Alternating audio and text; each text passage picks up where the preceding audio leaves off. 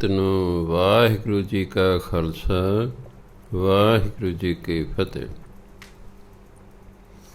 ਅੱਜ ਗੁਰੂ ਅੰਗਦ ਦੇਵ ਜੀ ਮਹਾਰਾਜ ਦਾ ਪ੍ਰਕਾਸ਼ ਉਤਸਵ ਹੈ। ਇਸ ਲਈ ਆਪਾਂ 1 ਘੰਟਾ ਉਹਨਾਂ ਦੇ ਜੀਵਨ 'ਤੇ ਵਿਚਾਰ ਕਰਨੀ।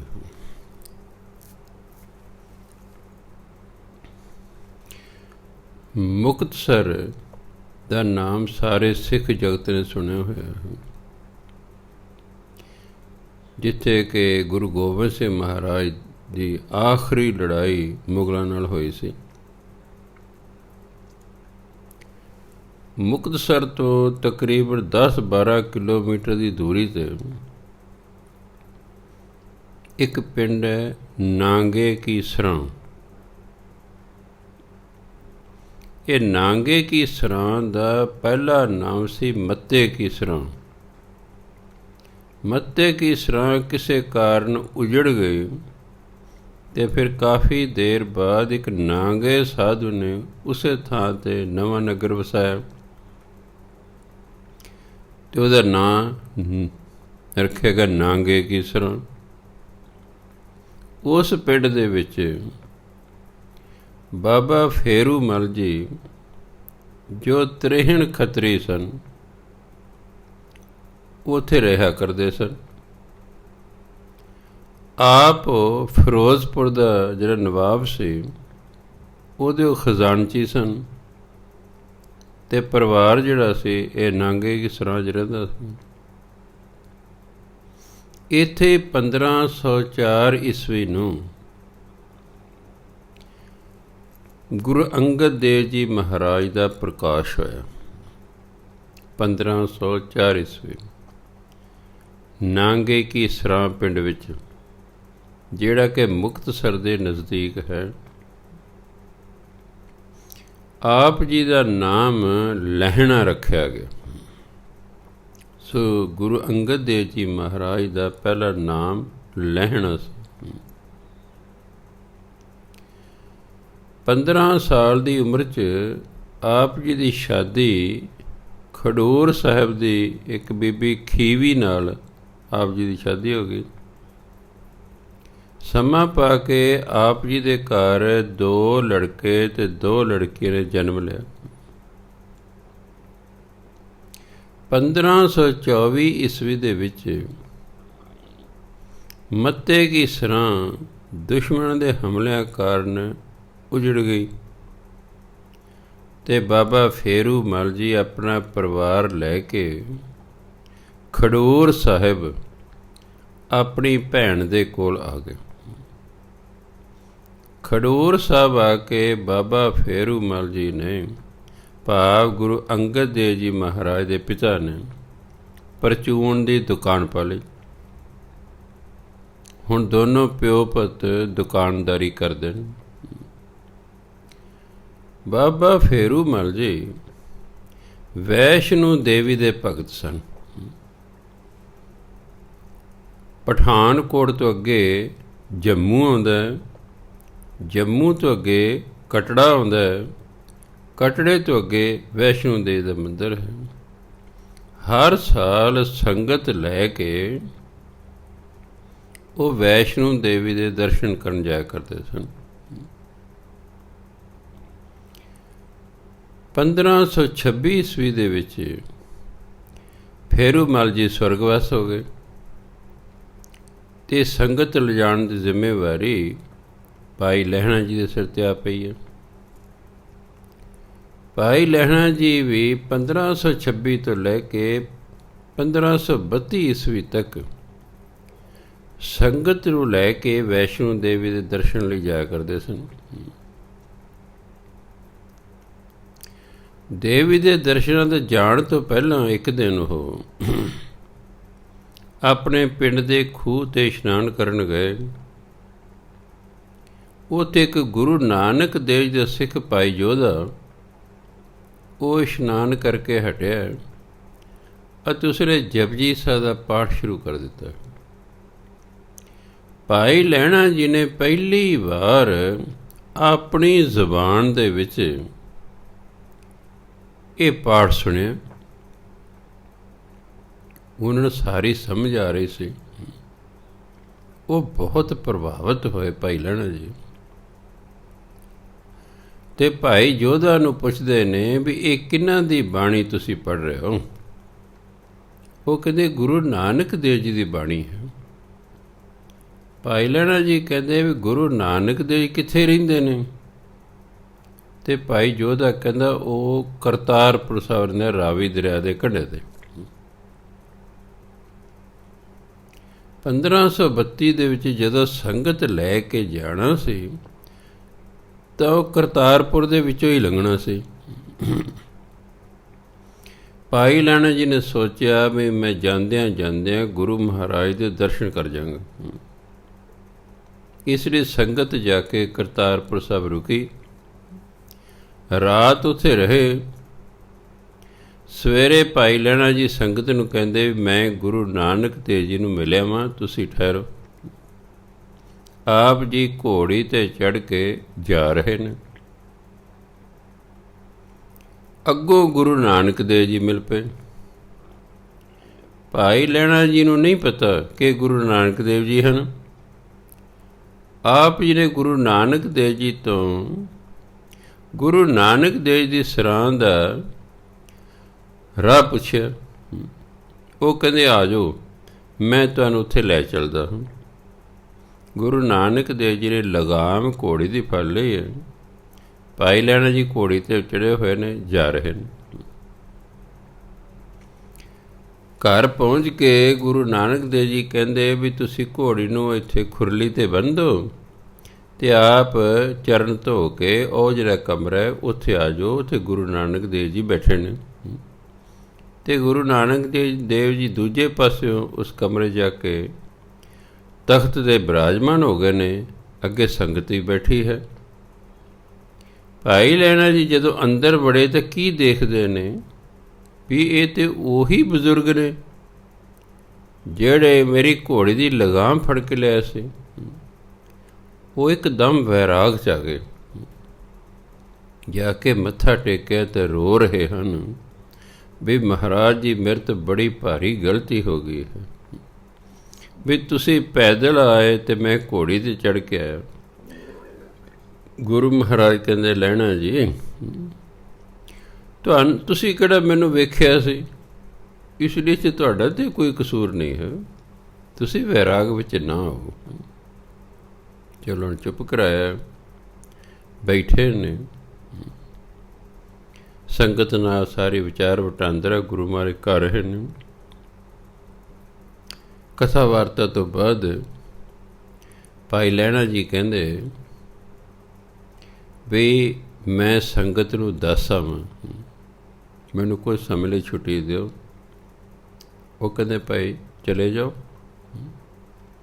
ਭਾਈ ਲਹਿਣਾ ਜੀ ਆਪਣੀ ਸੰਗਤ ਕੋਲ ਆ ਗਏ ਨੇ ਅਤੇ ਆ ਕੇ ਕਹਿੰਦੇ ਮੈਂ ਜਿੱਥੇ ਆਉਣਾ ਸੀ ਬਸ ਉੱਥੇ ਆ ਗਿਆ, ਹੁਣ ਮੈਂ ਦੇਵੀ ਦੇ ਦਰਸ਼ਨਾਂ ਨੂੰ ਨਹੀਂ ਜਾਣਾ। ਉਹ ਕਹਿੰਦੇ ਵੀ ਚਲੋ ਕੋਈ ਨਹੀਂ, ਤੁਸੀਂ ਐਤਕੀ ਸਾਡੇ ਨਾਲ ਚੱਲੋ, ਅੱਗੇ ਤੋਂ ਭਾਵੇਂ ਨਾ ਜਾਇਓ। ਉਹ ਕਹਿੰਦੇ ਨਹੀਂ, ਬਸ ਤੁਸੀਂ ਜਾਓ, ਮੈਂ ਨਹੀਂ ਜਾਣਾ, ਮੈਂ ਜਿੱਥੇ ਆਉਣਾ ਸੀ ਉੱਥੇ ਆ ਗਿਆ ਹਾਂ। ਇਸ ਲਈ ਸੰਗਤ ਨੂੰ ਤੋਰ ਕੇ ਭਾਈ ਲਹਿਣਾ ਜੀ ਫਿਰ ਗੁਰੂ ਨਾਨਕ ਦੇਵ ਜੀ ਕੋਲ ਆ ਗਏ ਨੇ। ਕੁਝ ਦਿਨ ਉਹਨਾਂ ਕੋਲ ਰਹੇ, ਸੰਗਤ ਕੀਤੀ, ਸਿੱਖ ਧਰਮ ਦੇ ਸਿਧਾਂਤਾਂ ਦਾ ਪਤਾ ਲੱਗਾ, ਬੜਾ ਚੰਗਾ ਲੱਗਾ ਵੀ ਇਸ ਧਰਮ 'ਤੇ ਕੋਈ ਜਾਤ ਪਾਤ ਨਹੀਂ ਹੈ, ਕੋਈ ਧਰਮਾਂ ਦਾ ਵਖਰੇਵਾ ਨਹੀਂ ਹੈ, ਕੋਈ ਛੂਤ ਛਾਤ ਨਹੀਂ ਹੈ, ਸਾਰੇ ਪੰਗਤ ਬਣਾ ਕੇ ਲੰਗਰ ਛਕਦੇ ਨੇ। ਉਹ ਬਹੁਤ ਪ੍ਰਭਾਵਿਤ ਹੋਏ। ਫਿਰ ਉਹ ਗੁਰੂ ਨਾਨਕ ਦੇਵ ਨੂੰ ਕਹਿੰਦੇ ਵੀ ਮੈਨੂੰ ਜੀ ਇੱਕ ਵਾਰੀ ਪਿੰਡ ਜਾਣ ਦੀ ਆਗਿਆ ਬਖਸ਼ੋ, ਮੈਂ ਆਪਣੇ ਵੱਡੇ ਪੁੱਤਰ ਨੂੰ ਦੁਕਾਨਦਾਰੀ ਸੰਭਾਲ ਕੇ ਫਿਰ ਵਾਪਸ ਆਉਣਾ। ਗੁਰੂ ਮਹਾਰਾਜ ਆਗਿਆ ਦਿੱਤੀ। ਭਾਈ ਲਹਿਣਾ ਜੀ ਵਾਪਸ ਖਡੂਰ ਆ ਗਏ ਨੇ। ਆਪਣੇ ਵੱਡੇ ਸਪੁੱਤਰ ਨੂੰ ਦੁਕਾਨਦਾਰੀ ਦੀ ਸਾਰੀ ਗੱਲਬਾਤ ਕੁਝ ਦਿਨ ਸਮਝਾਤੀ ਹੈ। ਕਹਿੰਦੇ ਮੈਂ ਮੁੜ ਕੇ ਫਿਰ ਗੁਰੂ ਨਾਨਕ ਦੇਵ ਜੀ ਕੋਲ ਜਾਣਾ, ਤੁਸੀਂ ਆਪਣਾ ਪਰਿਵਾਰ ਗੁਜ਼ਾਰਾ ਕਰੋ, ਦੁਕਾਨਦਾਰੀ ਚਲਾਓ ਅਤੇ ਗੁਜ਼ਾਰਾ ਕਰੋ। ਇਸ ਲਈ ਭਾਈ ਲਹਿਣਾ ਜੀ ਵਾਪਸ ਗੁਰੂ ਨਾਨਕ ਦੇਵ ਜੀ ਕੋਲ ਆ ਗਏ।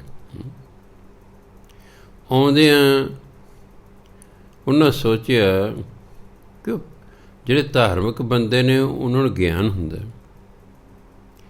ਕਿ ਜਦੋਂ ਕਿਸੇ ਸਾਧੂ ਕੋਲ ਜਾਈਏ ਖਾਲੀ ਹੱਥ ਨਹੀਂ ਜਾਈਦਾ।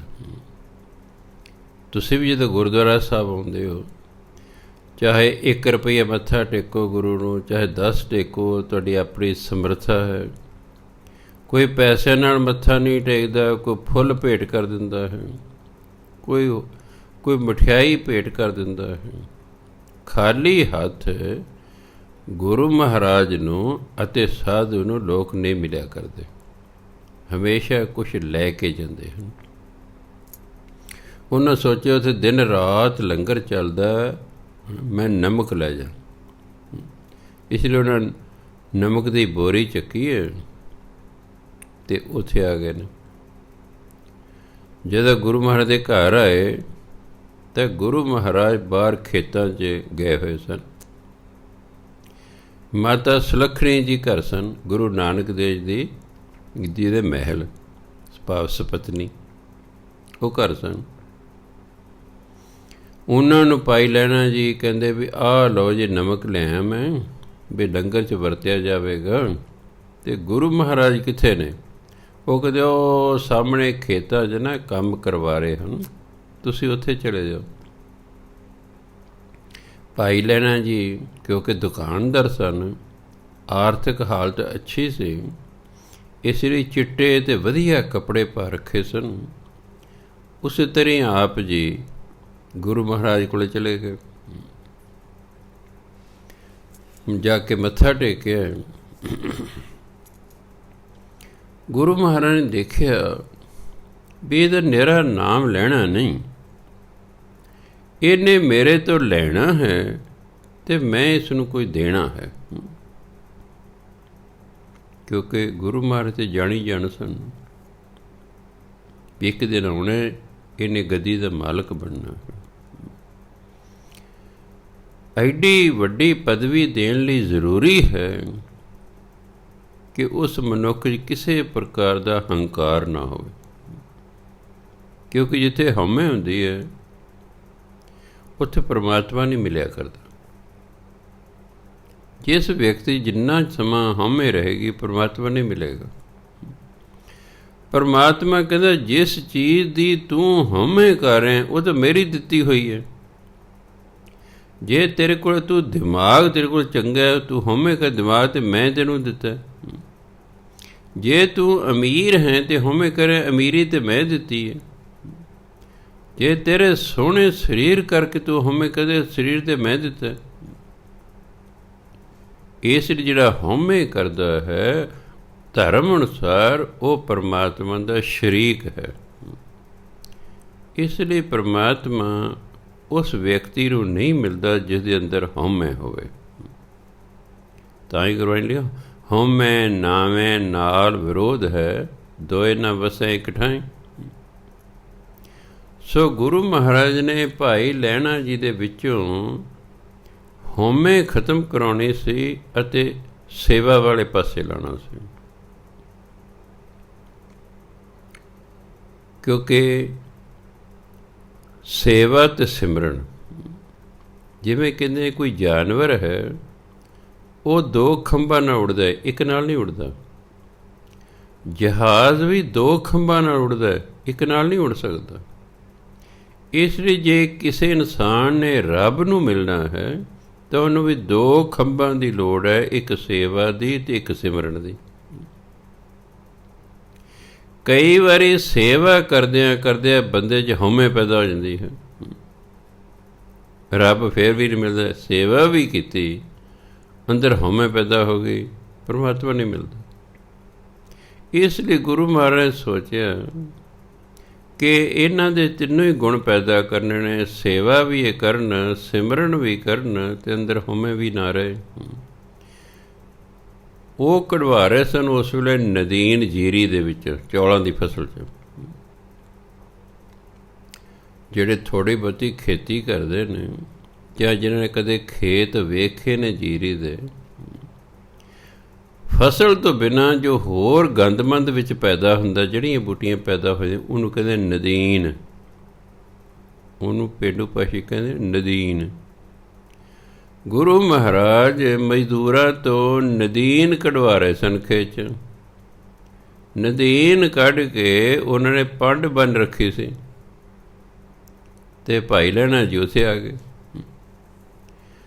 ਗੁਰੂ ਮਹਾਰਾਜ ਕਹਿੰਦੇ, ਲਹਿਣਾ ਜੀ ਇਹ ਪੰਡ ਨਾ ਸਿਰ 'ਤੇ ਧਰ ਕੇ ਧਰਮਸ਼ਾਲਾ ਲੈ ਚਲੋ, ਉੱਥੇ ਧੋ ਕੇ ਅਤੇ ਕੁਤਰ ਕੇ ਇਹ ਡੰਗਰਾਂ ਨੂੰ ਪਾਵਾਂਗੇ। ਹੁਣ ਜੇ ਕੋਈ ਸਾਡੇ ਵਰਗਾ ਹੁੰਦਾ, ਉਹ ਵੇਖਦਾ ਵੀ ਇਹ ਤਾਂ ਗੰਦਾ ਹੈ, ਕਿਉਂਕਿ ਜਿੰਨਾ ਕਦੇ ਜੀਰੀ 'ਚੋਂ ਨਦੀਨ ਕੱਢਿਆ ਉਹਨਾਂ ਨੂੰ ਪਤਾ ਹੈ ਕਿ ਉਹਨੂੰ ਨਾ ਚਿੱਕੜ ਲੱਗਾ ਅਤੇ ਮਿੱਟੀ ਲੱਗੀ ਹੁੰਦੀ ਜੜ੍ਹਾਂ ਨੂੰ, ਕਿ ਉਹ ਜੜ੍ਹਾਂ ਸਮੇਤ ਪੁੱਟਦੇ ਨੇ ਨਦੀਨ। ਪਾਣੀ ਲਾ ਕੇ ਧਰਤੀ ਗਿੱਲੀ ਕਰਕੇ ਪੋਲੀ ਕਰਕੇ ਫਿਰ ਜੜ੍ਹਾਂ ਸਮੇਤ ਨਦੀਨ ਪੁੱਟਿਆ ਜਾਂਦਾ। ਜਦੋਂ ਜੜ੍ਹਾਂ ਸਮੇਤ ਪੁੱਟਿਆ ਜਾਂਦਾ, ਜੜ੍ਹਾਂ ਨੂੰ ਥੋੜ੍ਹੀ ਬਹੁਤੀ ਮਿੱਟੀ ਲੱਗੀ ਹੁੰਦੀ, ਚਿੱਕੜ ਹੁੰਦਾ। ਭਾਈ ਲਹਿਣਾ ਜੀ ਨੇ ਬਿਲਕੁਲ ਕੋਈ ਮਨ 'ਚ ਨਹੀਂ ਲਿਆਂਦਾ ਕਿ ਮੇਰੇ ਕੱਪੜੇ ਲਿਬੜ ਜਾਣਗੇ। ਉਹਨਾਂ ਨੇ ਮਜ਼ਦੂਰ ਨੇ ਹੱਥ ਪਾਇਆ, ਭਾਈ ਲਹਿਣਾ ਜੀ ਨੇ ਪੰਡ ਚੁੱਕ ਲਈ ਹੈ ਅਤੇ ਡੇਰੇ 'ਚ ਲਾਏ ਨੇ। ਗੁਰੂ ਮਹਾਰਾਜ ਵੀ ਨਾਲ ਆ ਗਏ ਨੇ। ਜਦੋਂ ਮਾਤਾ ਸੁਲੱਖਣੀ ਜੀ ਨੇ ਦੇਖਿਆ ਵੀ ਉਹ ਇਸ ਨੌਜਵਾਨ ਦੇ ਕਿੰਨੇ ਵਧੀਆ ਚਿੱਟੇ ਕੱਪੜੇ ਪਾਏ ਸਨ, ਇਹ ਤਾਂ ਚਿੱਕੜ ਨਾਲ ਮੈਲੇ ਹੋ ਗਏ ਨੇ। ਉਹ ਕਹਿੰਦੇ, ਮਹਾਰਾਜ ਜੀ ਤੁਸੀਂ ਇਸ ਲੜਕੇ ਨੂੰ ਪੰਡ ਨਹੀਂ ਸੀ ਚੁਕਾਉਣੀ, ਇਹਦੇ ਕੱਪੜੇ ਮੈਲੇ ਹੋ ਗਏ ਚਿੱਕੜ ਨਾਲ। ਗੁਰੂ ਮਹਾਰਾਜ ਕਹਿੰਦੇ, ਭਾਗਾਂ ਵਾਲੀਏ, ਇਹਦੇ ਕੱਪੜਿਆਂ 'ਤੇ ਚਿੱਕੜ ਨਹੀਂ ਹੈ, ਇਹ 'ਤੇ ਕੇਸਰ ਹੈ, ਕੇਸਰ ਛਿੜਕਿਆ। ਅਤੇ ਜਿਹੜੀ ਸਿਰ 'ਤੇ ਪੰਡ ਚੁਕਾਈ ਨਾ, ਇਹ ਸਮਾਂ ਆਉਣ 'ਤੇ ਇਹਨੇ ਸਾਰੀ ਕੌਮ ਦਾ ਭਾਰ ਆਪਣੇ ਸਿਰ 'ਤੇ ਚੁੱਕਣਾ, ਇਸ ਲਈ ਪੰਡ ਚੁਕਾਈ।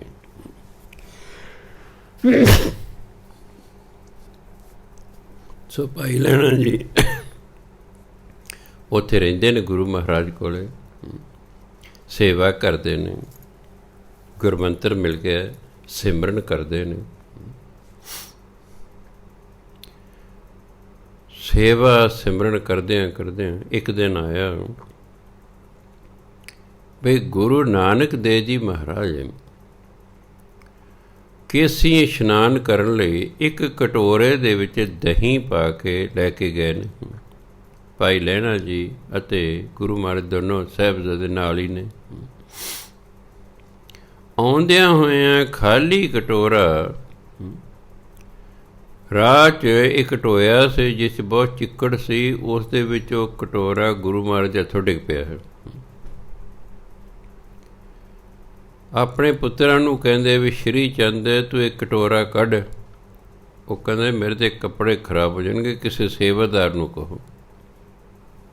ਕਹਿੰਦੇ ਦੂਸਰੇ ਪੁੱਤਰ ਨੂੰ ਕਹਿੰਦੇ ਲਖਮੀ ਦਾਸ ਤੂੰ ਕਟੋਰਾ ਕੱਢ। ਉਹ ਕਹਿੰਦਾ ਮੇਰੇ ਤਾਂ ਜੀ ਕੱਪੜੇ ਲਿਬੜ ਜਾਣਗੇ। ਕਹਿੰਦੇ ਭਾਈ ਲਹਿਣਾ ਜੀ ਤੁਸੀਂ ਕਟੋਰਾ ਕੱਢੋ। ਭਾਈ ਲਹਿਣਾ ਜੀ ਉਸੇ ਤਰ੍ਹਾਂ ਹੀ ਟੋਏ 'ਚ ਵੜ ਗਏ ਨੇ ਅਤੇ ਕਟੋਰਾ ਬਾਹਰ ਕੱਢ ਕੇ ਉਹਨੂੰ ਮਾਂਜ ਕੇ ਸਾਫ਼ ਕਰਕੇ ਗੁਰੂ ਮਹਾਰਾਜ ਨੂੰ ਦਿੱਤਾ। ਭਾਵ ਬਿਲਕੁਲ ਨਹੀਂ ਲਿਆਂਦਾ। ਦੇਖੋ ਬੱਚਿਆਂ ਨੇ ਤਾਂ ਕਿਹਾ ਸਾਡੇ ਕੱਪੜੇ ਲਿਬੜ ਜਾਣਗੇ, ਨਾਲ ਨਾਲ ਗੁਰੂ ਮਹਾਰਾਜ ਇਮਤਿਹਾਨ ਵੀ ਲੈ ਰਹੇ ਹਨ, ਕਿਉਂਕਿ ਆਖਰਕਾਰ ਕਿਸੇ ਸਮੇਂ ਗੁਰਗੱਦੀ ਦੇਣੀ ਹੈ ਅਤੇ ਗੁਰਗੱਦੀ ਦਾ ਜਿਹੜਾ ਵਾਰਸ ਹੈ ਉਹ ਯੋਗ ਵਿਅਕਤੀ ਹੋਣਾ ਚਾਹੀਦਾ ਹੈ, ਤਾਂ ਜੋ ਕੱਲ੍ਹ ਨੂੰ ਮੰਨ ਲਓ ਭਾਈ ਲਹਿਣਾ ਜੀ ਨੂੰ ਗੁਰੂ ਮਹਾਰਾਜ ਗੁਰਗੱਦੀ ਦਿੰਦੇ ਨੇ ਤਾਂ ਪੁੱਤਰ ਜਿਹੜੇ ਇਹ ਨਾ ਕਹਿਣ ਵੀ ਸਾਨੂੰ ਨਹੀਂ ਦਿੱਤੀ। ਇਹ ਨਾਲ ਨਾਲ ਇਮਤਿਹਾਨ ਲੈ ਰਹੇ ਨੇ। ਇੱਕ ਵਾਰੀ ਸੰਗਤ ਬੈਠੀ ਹੈ, ਗੁਰੂ ਮਹਾਰਾਜ ਵੀ ਸਰਾਂ 'ਚ ਬੈਠੇ ਨੇ, ਬਦਬੂ ਆ ਰਹੀ ਕਿਸੇ ਮਰੀ ਹੋਈ ਚੀਜ਼ ਦੀ, ਕਿਉਂਕਿ ਉਦੋਂ ਕਿਹੜਾ ਪੱਕੇ ਥਾਂ ਹੁੰਦੇ ਸਨ, ਫਰਸ਼ ਕੱਚੇ ਹੁੰਦੇ ਸਨ, ਗੋਹੇ ਜਾਂ ਮਿੱਟੀ ਨਾਲ ਲਿਪੇ ਹੋਏ ਹੁੰਦੇ ਸਨ। ਗੁਰੂ ਮਹਾਰਾਜ ਕਹਿੰਦੇ ਭਾਈ ਕਿਸੇ ਮਰੀ ਹੋਈ ਚੀਜ਼ ਦੀ ਬਦਬੂ ਆ ਰਹੀ ਹੈ, ਦੇਖੋ ਕੀ ਹੈ। ਜੋ ਦੇਖਿਆ ਤਾਂ ਮਰੀ ਹੋਈ ਚੂਹੀ ਖੁੱਡ 'ਚ ਪਈ ਸੀ। ਕਹਿੰਦੇ ਪਏ ਨੂੰ ਬਾਹਰ ਸੁੱਟ ਕੇ ਆਓ। ਹਉਮੈ ਦੇ ਮਾਰੇ ਉਹ ਹੱਥ ਨਾਲ ਫੜ ਕੇ ਸੁੱਟਣ ਲਈ ਕੋਈ ਤਿਆਰੀ ਨਾ ਹੋਇਆ।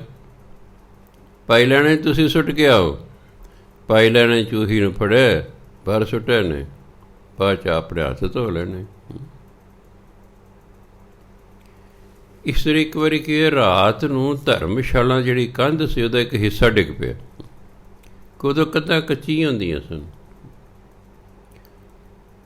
ਅੱਜ ਦੇ ਬੱਚਿਆਂ ਨੇ ਤਾਂ ਜੇ ਪਿੰਡ 'ਚ ਜਾਓ ਤਾਂ ਕਿਤੇ ਕਿਤੇ ਤੁਹਾਨੂੰ ਕੱਚਾ ਮਕਾਨ ਮਿਲ ਜਾਂਦਾ ਹੈ, ਨਹੀਂ ਤਾਂ ਪੰਜਾਬ 'ਚ ਤਕਰੀਬਨ ਲੋਕਾਂ ਨੇ ਪੱਕੇ ਪਾ ਲਏ ਹਨ। ਪਰ ਫਿਰ ਵੀ ਕੋਈ ਨਾ ਕੋਈ ਬਹੁਤ ਗਰੀਬ ਪਰਿਵਾਰ ਹੁੰਦਾ ਜਿਹਦਾ ਪੱਕਾ ਕੱਚਾ ਘਰ ਹੁੰਦਾ ਹੈ। ਯੂਪੀ 'ਚ ਮੈਂ ਗਿਆ, ਉੱਥੇ ਬਹੁਤ ਜ਼ਿਆਦਾ ਗਰੀਬੀ ਹੈ। ਇੱਕ ਦੋ ਪਿੰਡਾਂ 'ਚੋਂ ਮੈਂ ਲੰਘ ਕੇ ਆਪਣੇ ਪਿੰਡ ਤੱਕ ਗਿਆ, ਮੈਂ ਦੇਖਿਆ ਵੀ ਨਹੀਂ, ਕੋਈ ਗੱਲਬਾਤ ਨਹੀਂ ਹੈ। ਜੇ ਇੱਟਾਂ ਦੇ ਮਕਾਨ ਨੇ ਤਾਂ ਕਿਸੇ ਨੇ ਪਲਸਤਰ ਨਹੀਂ ਕੀਤਾ ਹੋਇਆ। ਉਂਝ ਵਿਚਾਰੇ ਗਰੀਬੀ ਦਾਅਵੇ 'ਚ ਰਹਿ ਰਹੇ ਹਨ। ਅਨਪੜ੍ਹਤਾ ਹੈ। 200 ਰੁਪਏ ਕੁੱਲ ਮਜ਼ਦੂਰੀ ਹੈ। ਉੱਥੇ ਯੂਪੀ 'ਚ ਮਜ਼ਦੂਰ ਦੀ 200 ਰੁਪਏ ਕੁੱਲ ਮਜ਼ਦੂਰੀ ਹੈ। ਫਿਰ ਮੈਂ ਇੱਕ ਮਜ਼ਦੂਰ ਨੂੰ ਪੁੱਛਿਆ ਵੀ ਕੀ ਤੁਹਾਨੂੰ 30 ਦਿਨ ਦਿਹਾੜੀ ਮਿਲ ਕੇ? ਨਹੀਂ ਜੀ, ਕਦੇ 20 ਦਿਨ ਮਿਲਦੀ ਹੈ, ਕਦੇ 22 ਦਿਨ ਮਹੀਨੇ 'ਚ ਮਿਲਦੀ। ਮੈਂ ਹਿਸਾਬ ਲਿਆ ਕੁੱਲ 4000 ਮਹੀਨੇ ਦਾ ਮਿਲਿਆ, ਅਤੇ 4000 'ਚ ਪਰਿਵਾਰ ਦਾ ਕਿਵੇਂ ਗੁਜ਼ਾਰਾ ਹੁੰਦਾ ਹੈਗਾ? ਇਹ ਗਰੀਬੀ ਨਹੀਂ ਦੂਰ ਹੋ ਸਕਦੀ। ਖੈਰ, ਧਰਮਸ਼ਾਲਾ ਦੀ ਕੰਧ ਡਿੱਗ ਪਈ ਹੈ। ਉਧਰੋਂ ਸਰਦੀਆਂ ਦਾ ਮੌਸਮ ਹੈ, ਅਜੇ ਰਾਤ ਹੈ। ਗੁਰੂ ਮਹਾਰਾਜ ਕਹਿੰਦੇ ਸ਼੍ਰੀ ਚੰਦ, ਕੰਧ ਢਹਿ ਗਈ ਹੈ, ਕੰਧ ਬਣਾ। ਇਹ ਕੋਈ ਨਹੀਂ ਪਿਤਾ ਜੀ, ਤੇ ਰਾਤ ਹੈ, ਦਿਨ ਚੜ੍ਹੇਗਾ, ਮਿਸਤਰੀ ਮਜ਼ਦੂਰ ਸੱਦ ਕੇ ਬਣਾ ਲਾਂਗੇ। ਲਖਮੀ ਦਾਸ ਤੂੰ ਬਣਾ। ਉਹਨਾਂ ਵੀ ਕੋਈ ਇਸ ਤਰ੍ਹਾਂ ਜਵਾਬ ਦਿੱਤਾ ਹੈ। ਗੁਰੂ ਮਹਾਰਾਜ ਕਹਿੰਦੇ ਲਹਿਣਾ ਜੀ ਤੁਸੀਂ ਕੰਧ ਬਣਾਓ। ਭਾਈ ਲਹਿਣਾ ਜੀ ਨੇ ਕੰਧ ਬਣਾਉਣੀ ਸ਼ੁਰੂ ਕਰਤੀ ਹੈ। ਸਵੇਰ ਹੋਣ ਤੱਕ ਕੰਧ ਬਣਾਤੀ ਹੈ। ਇੱਕ ਮੇਰੇ ਵਰਗਾ ਕੋਲੋਂ ਲੰਘਿਆ, ਕਹਿੰਦੇ ਭਾਈ ਲਹਿਣਾ ਜੀ ਕੰਧ ਤਾਂ ਵਿੰਗੀ ਹੈ। ਉਹ ਕਹਿੰਦੇ ਦੇਖੋ ਜੀ, ਸਾਨੂੰ ਹੁਕਮ ਹੋਇਆ ਸੀ ਕੰਧ ਬਣਾਓ, ਬਸ ਸਾਡਾ ਕੰਮ ਹੈ ਕੰਧ ਬਣਾਉਣਾ। ਅਸੀਂ ਕੰਧ ਬਣਾਤੀ ਹੈ, ਸਿੱਧੀ ਵਿੰਗੀ ਨਾਲ ਸਾਡਾ ਕੋਈ ਮਤਲਬ ਨਹੀਂ। ਅਸੀਂ ਤਾਂ ਗੁਰੂ ਮਹਾਰਾਜ ਦਾ ਹੁਕਮ ਮੰਨਣਾ। ਅਤੇ ਗੁਰੂ ਮਹਾਰਾਜ ਪਿੱਛੇ ਖਲੋਤੇ ਇਹ ਗੱਲ ਸੁਣ ਰਹੇ ਸਨ। ਉਹ ਬਹੁਤ ਪ੍ਰਭਾਵਿਤ ਹੋਏ ਵੀ ਇਸ ਬੰਦੇ ਨੂੰ ਪਤਾ ਵੀ ਹੁਕਮ ਮੰਨੀ ਦਾ। ਕਹਿੰਦੇ ਅਸੀਂ ਹੁਕਮ ਮੰਨਣਾ ਗੁਰੂ ਮਹਾਰਾਜ ਦਾ, ਅਤੇ ਹੈ ਵੀ ਠੀਕ ਹੈ। ਉਹ ਤਾਂ ਖੱਤਰੀ ਸਨ, ਦੁਕਾਨਦਾਰ ਸਨ, ਉਹ ਨਾ ਕੋਈ ਮਜ਼ਦੂਰ ਸਨ, ਨਾ ਕੋਈ ਮਿਸਤਰੀ ਸਨ। ਜਿਹੋ ਜਿਹੀ ਉਹਨਾਂ ਨੂੰ ਆਈ, ਉਹਨਾਂ ਨੇ ਉਹੋ ਜਿਹੀ ਬਣਾਤੀ। ਗੁਰੂ ਮਹਾਰਾਜ ਖੁਸ਼ ਹੋਏ। ਇੱਕ ਰਾਤ, ਸਰਦੀਆਂ ਦਾ ਮੌਸਮ ਹੈ, ਅਜੇ ਰਾਤ ਹੈ। ਗੁਰੂ ਮਹਾਰਾਜ ਕਹਿੰਦੇ ਸ਼੍ਰੀ ਚੰਦ ਸੂਰਜ ਨਿਕਲ ਆਇਆ, ਕੱਪੜੇ ਲਓ ਧਰਮਸ਼ਾਲਾ ਦੇ ਅਤੇ ਰਾਵੀ ਦਰਿਆ 'ਤੇ ਧੋ ਕੇ ਲਿਆਓ। ਹੁਣ ਰਜਾਈ 'ਚ ਮੂੰਹ ਬਾਹਰ ਕੱਢਿਆ, ਕਹਿੰਦੇ ਬਾਪੂ ਜੀ ਜੋ ਵੀ ਕਹਿੰਦੇ, ਪਿਤਾ ਜੀ ਬਾਪੂ ਜੋ ਕਹਿੰਦੇ ਵੀ ਇੱਥੇ ਰਾਤ ਹੈ, ਦਿਨ ਚੜ੍ਹੇਗਾ ਧੋ ਲਿਆਵਾਂਗੇ। ਉਹ ਲਖਮੀ ਦਾਸ ਤੂੰ ਜਾ। ਬਾਪੂ ਜੀ ਇੱਥੇ ਰਾਤ ਹੈ, ਦਿਨ ਚੜੂਗਾ ਤਾਂ ਹੀ ਕੱਪੜੇ ਸੁੱਕਣਗੇ। ਪਹਿਲਾਂ ਨਹੀਂ ਤੁਸੀਂ ਜਾਓ। ਸਤਬਚਨ ਜੀ ਉਹਨਾਂ ਪੱਡ ਬੰਨੇ ਕੱਪੜਿਆਂ ਦੀ ਅਤੇ ਰਾਵੀ ਦਰਿਆ 'ਤੇ ਲੈ ਗਏ। ਜਦੋਂ ਰਾਵੀ ਦਰਿਆ 'ਤੇ ਪਹੁੰਚੇ, ਕੀ ਦੇਖਦੇ ਨੇ? ਸਿਖਰ ਦੁਪਹਿਰ, ਧੁੱਪ ਨਿਕਲੀ ਹੋਈ ਹੈ। ਆਪ ਜੀ ਕੱਪੜੇ ਧੋਈ ਗਏ, ਸੁੱਕਣੇ ਪਾਈ ਗਏ, ਉਹ ਛੇਤੀ ਹੀ ਸੁੱਕ ਗਏ। ਆਪ ਜੀ ਨੇ ਪੱਡ ਬੰਨੀ ਅਤੇ ਵਾਪਸ ਆ ਗਏ। ਅਜੇ ਰਾਤ ਹੀ ਹੈ। ਗੁਰੂ ਮਹਾਰਾਜ ਕਹਿੰਦੇ ਲੈਣਾ ਜੀ ਬੜੀ ਛੇਤੀ ਆ ਗਏ ਹੋ। ਕਹੇ ਜੀ ਆਪ ਜੀ ਦੀ ਕਿਰਪਾ ਨਾਲ ਸਿਖਰ ਦੁਪਹਿਰਾ ਸੀ, ਧੁੱਪ ਤੇਜ਼ ਸੀ, ਇਸ ਲਈ ਛੇਤੀ ਕੱਪੜੇ ਸੁੱਕ ਗਏ, ਮੈਂ ਲੈ ਆਇਆ। ਅਤੇ ਦੂਜੇ ਵੇਖਦੇ ਨੇ ਅਜੇ ਤਾਂ ਰਾਤ ਹੈ। ਇਸੇ ਤਰ੍ਹਾਂ ਹੀ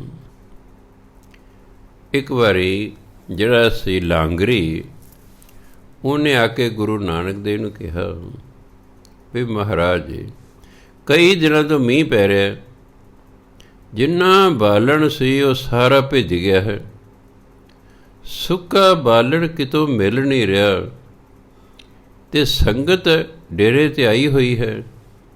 ਸ਼ਾਮ ਨੂੰ ਲੰਗਰ ਤਿਆਰ ਨਹੀਂ ਹੋਵੇਗਾ। ਗੁਰੂ ਮਹਾਰਾਜ ਕਹਿੰਦੇ ਕੋਈ ਨਹੀਂ ਭਾਈ, ਤੂੰ ਫਿਕਰ ਨਾ ਕਰ। ਗੁਰੂ ਮਹਾਰਾਜ ਸਿੱਖਾਂ ਨੂੰ ਕਹਿੰਦੇ ਆਓ ਬਈ ਜੰਗਲ ਨੂੰ ਚੱਲੀਏ। ਭਾਈ ਲਹਿਣਾ ਜੀ ਨੂੰ ਕਹਿੰਦੇ ਵੀ ਇੱਕ ਖੇਸ ਵੀ ਨਾਲ ਲੈ ਲਓ, ਕੰਮ ਆਊਗਾ। ਭਾਈ ਲਹਿਣਾ ਜੀ ਇੱਕ ਖੇਸ ਲੈ ਲਿਆ। ਦੋਨੋਂ ਸਾਹਿਬਜ਼ਾਦੇ ਨਾਲ ਨੇ, ਹੋਰ ਸਿੱਖ ਨਾਲ ਨੇ, ਭਾਈ ਲਹਿਣਾ ਜੀ ਨਾਲ ਨੇ, ਗੁਰੂ ਅੰਗਦ ਦੇ ਯਾਰ ਨੇ। ਅੱਗੇ ਕਿ ਕਿੱਕਰ ਦਾ ਦਰਖਤ ਆ ਗਿਆ। ਸ਼੍ਰੀ ਚੰਦ ਨੂੰ ਕਹਿੰਦੇ ਸ਼੍ਰੀ ਚੰਦ ਆਹ ਖੇਸ ਨਾ ਕਿੱਕਰ ਦੇ ਹੇਠਾਂ ਵਿਛਾ ਲੈ, ਕਿੱਕਰ 'ਤੇ ਚੜ੍ਹ ਜਾ। ਕਿੱਕਰ ਹਲਾ, ਮਠਿਆਈਆਂ ਡਿੱਗਣਗੀਆਂ, ਅੱਜ ਸੰਗਤ ਨੂੰ ਮਠਿਆਈ ਖਾਵਾਂਗੇ। ਉਹ ਕੋਲ ਖਲੋਤੇ ਜਿਹੜੇ ਹੱਸ ਪਏ। ਸ਼੍ਰੀ ਚੰਦ ਜੀ ਕਹਿੰਦੇ ਮਹਾਰਾਜ ਜੀ ਕਦੇ ਕਿੱਕਰਾਂ ਨੂੰ ਵੀ ਮਠਿਆਈਆਂ ਲੱਗੀਆਂ। ਜੇ ਸੰਸਾਰਕ ਪੜ ਤੋਂ ਸੋਚੀਏ ਤਾਂ ਠੀਕ ਹੈ, ਪਰ ਗੱਲ ਮਠਿਆਈ ਦੀ ਨਹੀਂ ਹੁੰਦੀ, ਗੱਲ ਹੁਕਮ ਮੰਨਣ ਦੀ ਹੁੰਦੀ ਹੈ। ਜਵਾਬ ਦਿੱਤਾ ਅੱਗੋਂ ਵੀ ਕਦੇ ਕਿੱਕਰਾਂ ਨੂੰ ਵੀ ਕਹਿੰਦੇ ਮਠਿਆਈਆਂ ਲੱਗੀਆਂ। ਲక్ష్ਮੀ ਦਾਸ ਤੂੰ ਚੜ੍ਹ ਜਾ, ਕਹਿੰਦੇ ਹੈ ਭੋਲੀਆਂ ਗੱਲਾਂ ਕਰਦੇ, ਕਦੇ ਦਰਖਤਾਂ ਨੂੰ ਮਠਿਆਈਆਂ ਲੱਗੀਆਂ। ਦੂਜੇ ਵੀ ਐਂ ਕਹੀ ਜਾਂਦੇ ਨੇ। ਭਾਈ ਲਹਿਣਾ ਜੀ ਖੇਸ ਵਿਛਾਓ, ਦਰਖਤ 'ਤੇ ਚੜ੍ਹ ਜਾਓ, ਹਿਲਾਓ ਇਸ ਨੂੰ। ਭਾਈ ਲਹਿਣੇ ਸਤ ਬਚਨ ਜੀ। ਭਾਈ ਲਹਿਣੇ ਖੇਸ ਵਿਛਾਇਆ ਦਰਖਤ ਦੇ ਹੇਠ, ਕਿੱਕਰ 'ਤੇ ਚੜ੍ਹ ਗਏ, ਹਿਲਾਉਣਾ ਸ਼ੁਰੂ ਕਰਤਾ। ਭਾਂਤ ਭਾਂਤ ਦੀ ਮਠਿਆਈ ਡਿੱਗ ਰਹੀ, ਖੇਸ ਭਰ ਗਿਆ ਮਠਿਆਈ ਨਾਲ। ਕਹਿੰਦੇ ਭਾਈ ਲਹਿਣ ਜੀ ਹੇਠਾਂ ਆ ਜਾਓ। ਸੰਗਤ ਨੂੰ ਕਹਿੰਦੇ ਜਿੰਨੀ ਮਰਜ਼ੀ ਖਾਣੀ ਖਾ ਲਓ ਭਾਈ, ਜਿਹੜੀ ਬਾਕੀ ਬਚ ਗਈ ਕਹਿੰਦੇ ਇਹ ਪੱਡ ਬੰਨੋ ਅਤੇ ਡੇਰੇ 'ਚ ਲੈ ਚੱਲੋ, ਤਾਂ ਉੱਥੇ ਵਿੱਚ ਬਾਕੀ ਜਿਹੜੀ ਸੰਗਤ ਆਈ ਉਹ ਛਕੇਗੀ। ਸਾਰੇ ਵੇਖਦੇ ਨੇ, ਕਿਉਂਕਿ ਮੈਂ ਦੇਖਿਆ ਜਿਹੜੇ ਕੋਲ ਰਹਿਣ ਵਾਲੇ ਨੇ ਨਾ ਸਾਧੂਆਂ ਦੇ, ਉਹ ਸਾਧੂ ਦੇ ਭੇਤ ਨੂੰ ਨਹੀਂ ਜਾਣ ਸਕਦੇ ਹੁੰਦੇ। ਇੱਕ ਤਾਂ ਪਰਿਵਾਰ ਦੇ ਜੀ, ਦੂਸਰੇ ਦੋਸਤ ਮਿੱਤਰ, ਤੀਸਰੇ ਉਸ ਪਿੰਡ ਦੇ ਲੋਕ, ਇਹ ਤਿੰਨੋਂ ਸਾਧੂ ਦੀ ਕਦਰ ਨਹੀਂ ਕਰਦੇ। ਉਹ ਆਮ ਵਿਅਕਤੀ ਉਹਨੂੰ ਗਿਣਦੇ ਰਹਿੰਦੇ ਨੇ। ਤਾਂ ਹੀ ਕਹਿੰਦੇ ਘਰ ਦਾ ਜੋਗੀ ਜੋਗੜਾ, ਬਾਹਰ ਦਾ ਜੋਗੀ ਸਿੱਧ। ਘਰ ਦਾ ਜੋਗੀ ਜੋਗੜਾ ਜੀ, ਬਾਹਰਲਾ ਜੋਗੀ ਇਹ ਸਿੱਧ ਪੁਰਸ਼ ਹੈ ਜੀ ਬੜਾ। ਇਸ ਲਈ ਸਮਝ ਹੀ ਨਾ ਸਕੇ ਗੁਰੂ ਨਾਨਕ ਦੇਵ ਜੀ ਨੂੰ ਲੋਕ। ਭਾਈ ਲਹਿਣਾ ਜੀ ਸਮਝਦੇ ਸਨ। ਹੁਣ ਅਖੀਰਲਾ ਇਮਤਿਹਾਨ ਲੈਣਾ ਸੀ ਗੁਰੂ ਮਹਾਰਾਜ ਨੇ। ਇੱਕ ਦਿਨ ਆ ਜਿਹੜੇ ਗਿੱਦੜ ਮਾਰਦੇ ਸਾਂਸੀ, ਇਹਨਾਂ ਵਾਲੇ ਕੱਪੜੇ ਪਾ ਲੈਣੇ, ਹੱਥ 'ਤੇ ਸੋਟਾ ਲੈ ਲਿਆ, ਮੋਢੇ 'ਤੇ ਝੋਲਾ ਟੰਗ ਲਿਆ, ਜੰਗਲ ਨੂੰ ਜਾ ਰਹੇ ਨੇ, ਨਾਲ ਕੁੱਤੇ ਲੈ ਲੈਣੇ। ਜਿਨ੍ਹਾਂ ਨੇ ਸੀ ਕਹਿੰਦੇ ਭਾਈ ਵੱਡੀ ਉਮਰ ਹੋ ਗਈ ਹੈ, ਇਹ ਗੁਰੂ ਮਹਾਰਾਜ ਦਾ ਦਿਮਾਗ ਫਿਰ ਗਿਆ ਹੈ। ਜਿਹੜੇ ਜਾ ਰਹੇ ਸਨ ਐਂ ਮਨ 'ਚ ਸੋਚੀ ਜਾਂਦੇ ਵੀ ਤੇ ਕਮਲੇ ਨੇ ਜੀ, ਮੁੜਦੇ ਆਉਂਦੇ ਵਾਪਸ। ਕੁਛ ਨੂੰ ਗੁਰੂ ਮਹਾਰਾਜ ਝਿੜਕਦੇ, ਚਲੋ ਭੱਜੋ, ਕਿੱਥੇ ਆ ਰਹੇ, ਦੌੜ ਜਾਓ ਵਾਪਸ। ਇਸ ਤਰ੍ਹਾਂ ਬਹੁਤ ਸਾਰੇ ਲੋਕ ਮੁੜੇ, ਗੁਰੂ ਮਹਾਰਾਜ ਤੁਰੇ ਜਾ ਰਹੇ ਨੇ। ਸਿਰ ਭਾਈ ਲਹਿਣਾ ਜੀ ਉਹਨਾਂ ਦੇ ਨਾਲ ਰਹਿ ਗਏ, ਬਾਕੀ ਸਾਰੇ ਮੁੜੇ। ਗੁਰੂ ਮਹਾਰਾਜ ਰੁਕ ਗਏ। ਭਾਈ ਲਹਿਣ ਕਹਿੰਦੇ ਲੈਣੇ ਤੂੰ ਨਹੀਂ ਗਿਆ। ਉਹ ਹੱਥ ਜੋੜ ਕੇ ਕਹਿੰਦੇ ਮਹਾਰਾਜ ਜੀ ਜਿਨ੍ਹਾਂ ਦਾ ਤਾਂ ਕੋਈ ਸੀ ਉਹ ਤਾਂ ਉਹਨਾਂ ਕੋਲੇ ਚਲੇ ਗਏ, ਮੇਰਾ ਤਾਂ ਤੁਹਾਡੇ ਤੋਂ ਬਿਨਾਂ ਹੋਰ ਕੋਈ ਹੈ ਹੀ ਨਹੀਂ, ਇਸ ਲਈ ਮੈਂ ਤੁਹਾਨੂੰ ਛੱਡ ਕੇ ਕਿੱਥੇ ਜਾਵਾਂ, ਮੈਂ ਤੁਹਾਨੂੰ ਛੱਡ ਕੇ ਨਹੀਂ ਜਾ ਸਕਦਾ। ਗੁਰੂ ਕਹਿੰਦੇ ਅੱਛਾ। ਗੁਰੂ ਮਹਾਰਾਜ ਕਲਾ ਵਰਤਾਈ, ਸਾਹਮਣੇ ਮੁਰਦਾ ਪਿਆ, ਕੱਪੜੇ ਨਾਲ ਢਕਿਆ ਹੋਇਆ। ਕਹਿੰਦੇ ਅੱਛਾ ਤੂੰ ਸਾਨੂੰ ਨਹੀਂ ਛੱਡ ਸਕਦਾ? ਕਿ ਨਹੀਂ ਜੀ ਮੈਂ ਤੁਹਾਨੂੰ ਨਹੀਂ ਛੱਡ ਸਕਦਾ। ਆ ਮੁਰਦਾ ਖਾ ਫਿਰ। ਕਹਿੰਦੇ ਸਤ ਬਚਨ ਜੀ। ਮੁਰਦੇ ਕੋਲ ਜਾ ਕੇ ਕਹਿੰਦੇ, ਮਹਾਰਾਜ ਜੀ ਸਿਰ ਵਾਲੇ ਪਾਸਿਓਂ ਖਾਣਾ ਸ਼ੁਰੂ ਕਰਾਂ ਕਿ ਪੈਰ ਵਾਲੇ ਪਾਸਿਓਂ? ਗੁਰੂ ਮਹਾਰਾਜ ਕਹਿੰਦੇ ਸਿਰ ਵਾਲੇ ਪਾਸਿਓਂ ਖਾਣਾ ਸ਼ੁਰੂ ਕਰ। ਜਦੋਂ ਕੱਪੜਾ ਚੱਕਿਆ, ਹੇਠਾਂ ਦੇ ਕੜਾਹ ਪ੍ਰਸ਼ਾਦ ਦੀ ਦੇਗ ਸੀ। ਗੁਰੂ ਮਹਾਰਾਜ ਤੇ ਇਮਤਿਹਾਨ ਲੈਣਾ ਸੀ। ਤਾਂ ਗੁਰੂ ਮਹਾਰਾਜ ਦੇਖਿਆ ਕਿ ਸਿਰਫ ਤੇ ਸਿਰਫ ਇੱਕ ਭਾਈ ਲਹਿਣਾ ਜੀ ਨੇ ਜਿਹੜੇ ਗੁਰਗੱਦੀ ਦੇ ਵਾਰਸ ਹੋਣ ਦੇ ਯੋਗ ਨੇ। ਇਸ ਲਈ ਗੁਰੂ ਨਾਨਕ ਦੇਵ ਜੀ ਮਹਾਰਾਜ ਨੇ 2 ਸਤੰਬਰ 1539 ਈਸਵੀ ਨੂੰ ਭਾਈ ਲਹਿਣਾ ਜੀ ਨੂੰ ਗੁਰਗੱਦੀ 'ਤੇ ਬਿਠਾ ਦਿੱਤਾ ਹੈ ਅਤੇ ਉਹਨਾਂ ਦਾ ਨਾਮ ਲਹਿਣਾ ਤੋਂ ਬਦਲ ਕੇ ਅੰਗਦ ਦੇਵ ਰੱਖਤਾ। ਉਸ ਦਿਨ ਤੋਂ ਬਾਅਦ ਭਾਈ ਲਹਿਣਾ ਜੀ ਦਾ ਨਾਮ ਗੁਰੂ ਅੰਗਦ ਦੇਵ ਹੋ ਗਿਆ। ਅਤੇ ਗੁਰੂ ਨਾਨਕ ਦੇਵ ਜੀ ਕਹਿੰਦੇ, ਅੰਗਦ ਜੀ ਹੁਣ ਤੁਸੀਂ ਖਡੂਰ ਸਾਹਿਬ ਚਲੇ ਜਾਓ, ਉੱਥੇ ਜਾ ਕੇ ਰਹੋ। ਗੁਰੂ ਅੰਗਦ ਦੇਵ ਬਾਰੇ ਖਡੂਰ ਸਾਹਿਬ ਚਲੇ ਗਏ।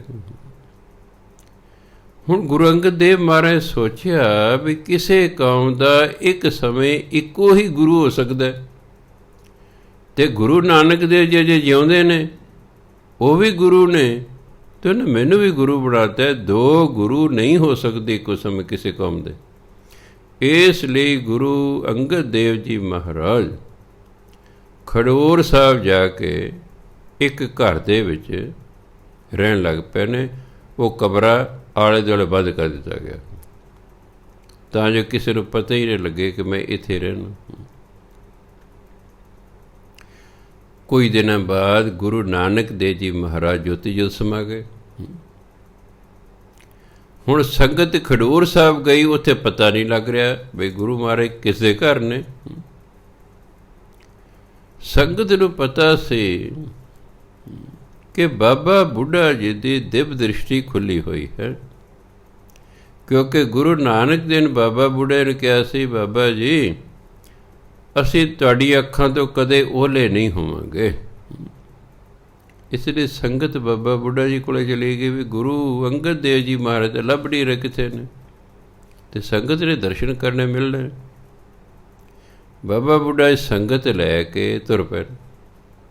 ਖਡੂਰ ਸਾਹਿਬ ਜਿਸ ਘਰ ਦੇ ਵਿੱਚ ਉਹਨਾਂ ਨੇ ਆਪਣੇ ਆਪ ਨੂੰ ਬੰਦ ਕੀਤਾ ਹੋਇਆ ਸੀ, ਉੱਥੇ ਪਹੁੰਚ ਗਏ। ਉਹਨੇ ਦੇਖਿਆ ਵੀ ਜਿਹੜਾ ਦਰਵਾਜ਼ਾ ਇੱਥੇ ਹੈ ਪਰ ਬਾਹਰੋਂ ਲਿਪਿਆ ਹੋਇਆ, ਪਤਾ ਨਾ ਲੱਗੇ ਕਿਸੇ ਨੂੰ ਦਰਵਾਜ਼ਾ ਕਿਹੜਾ।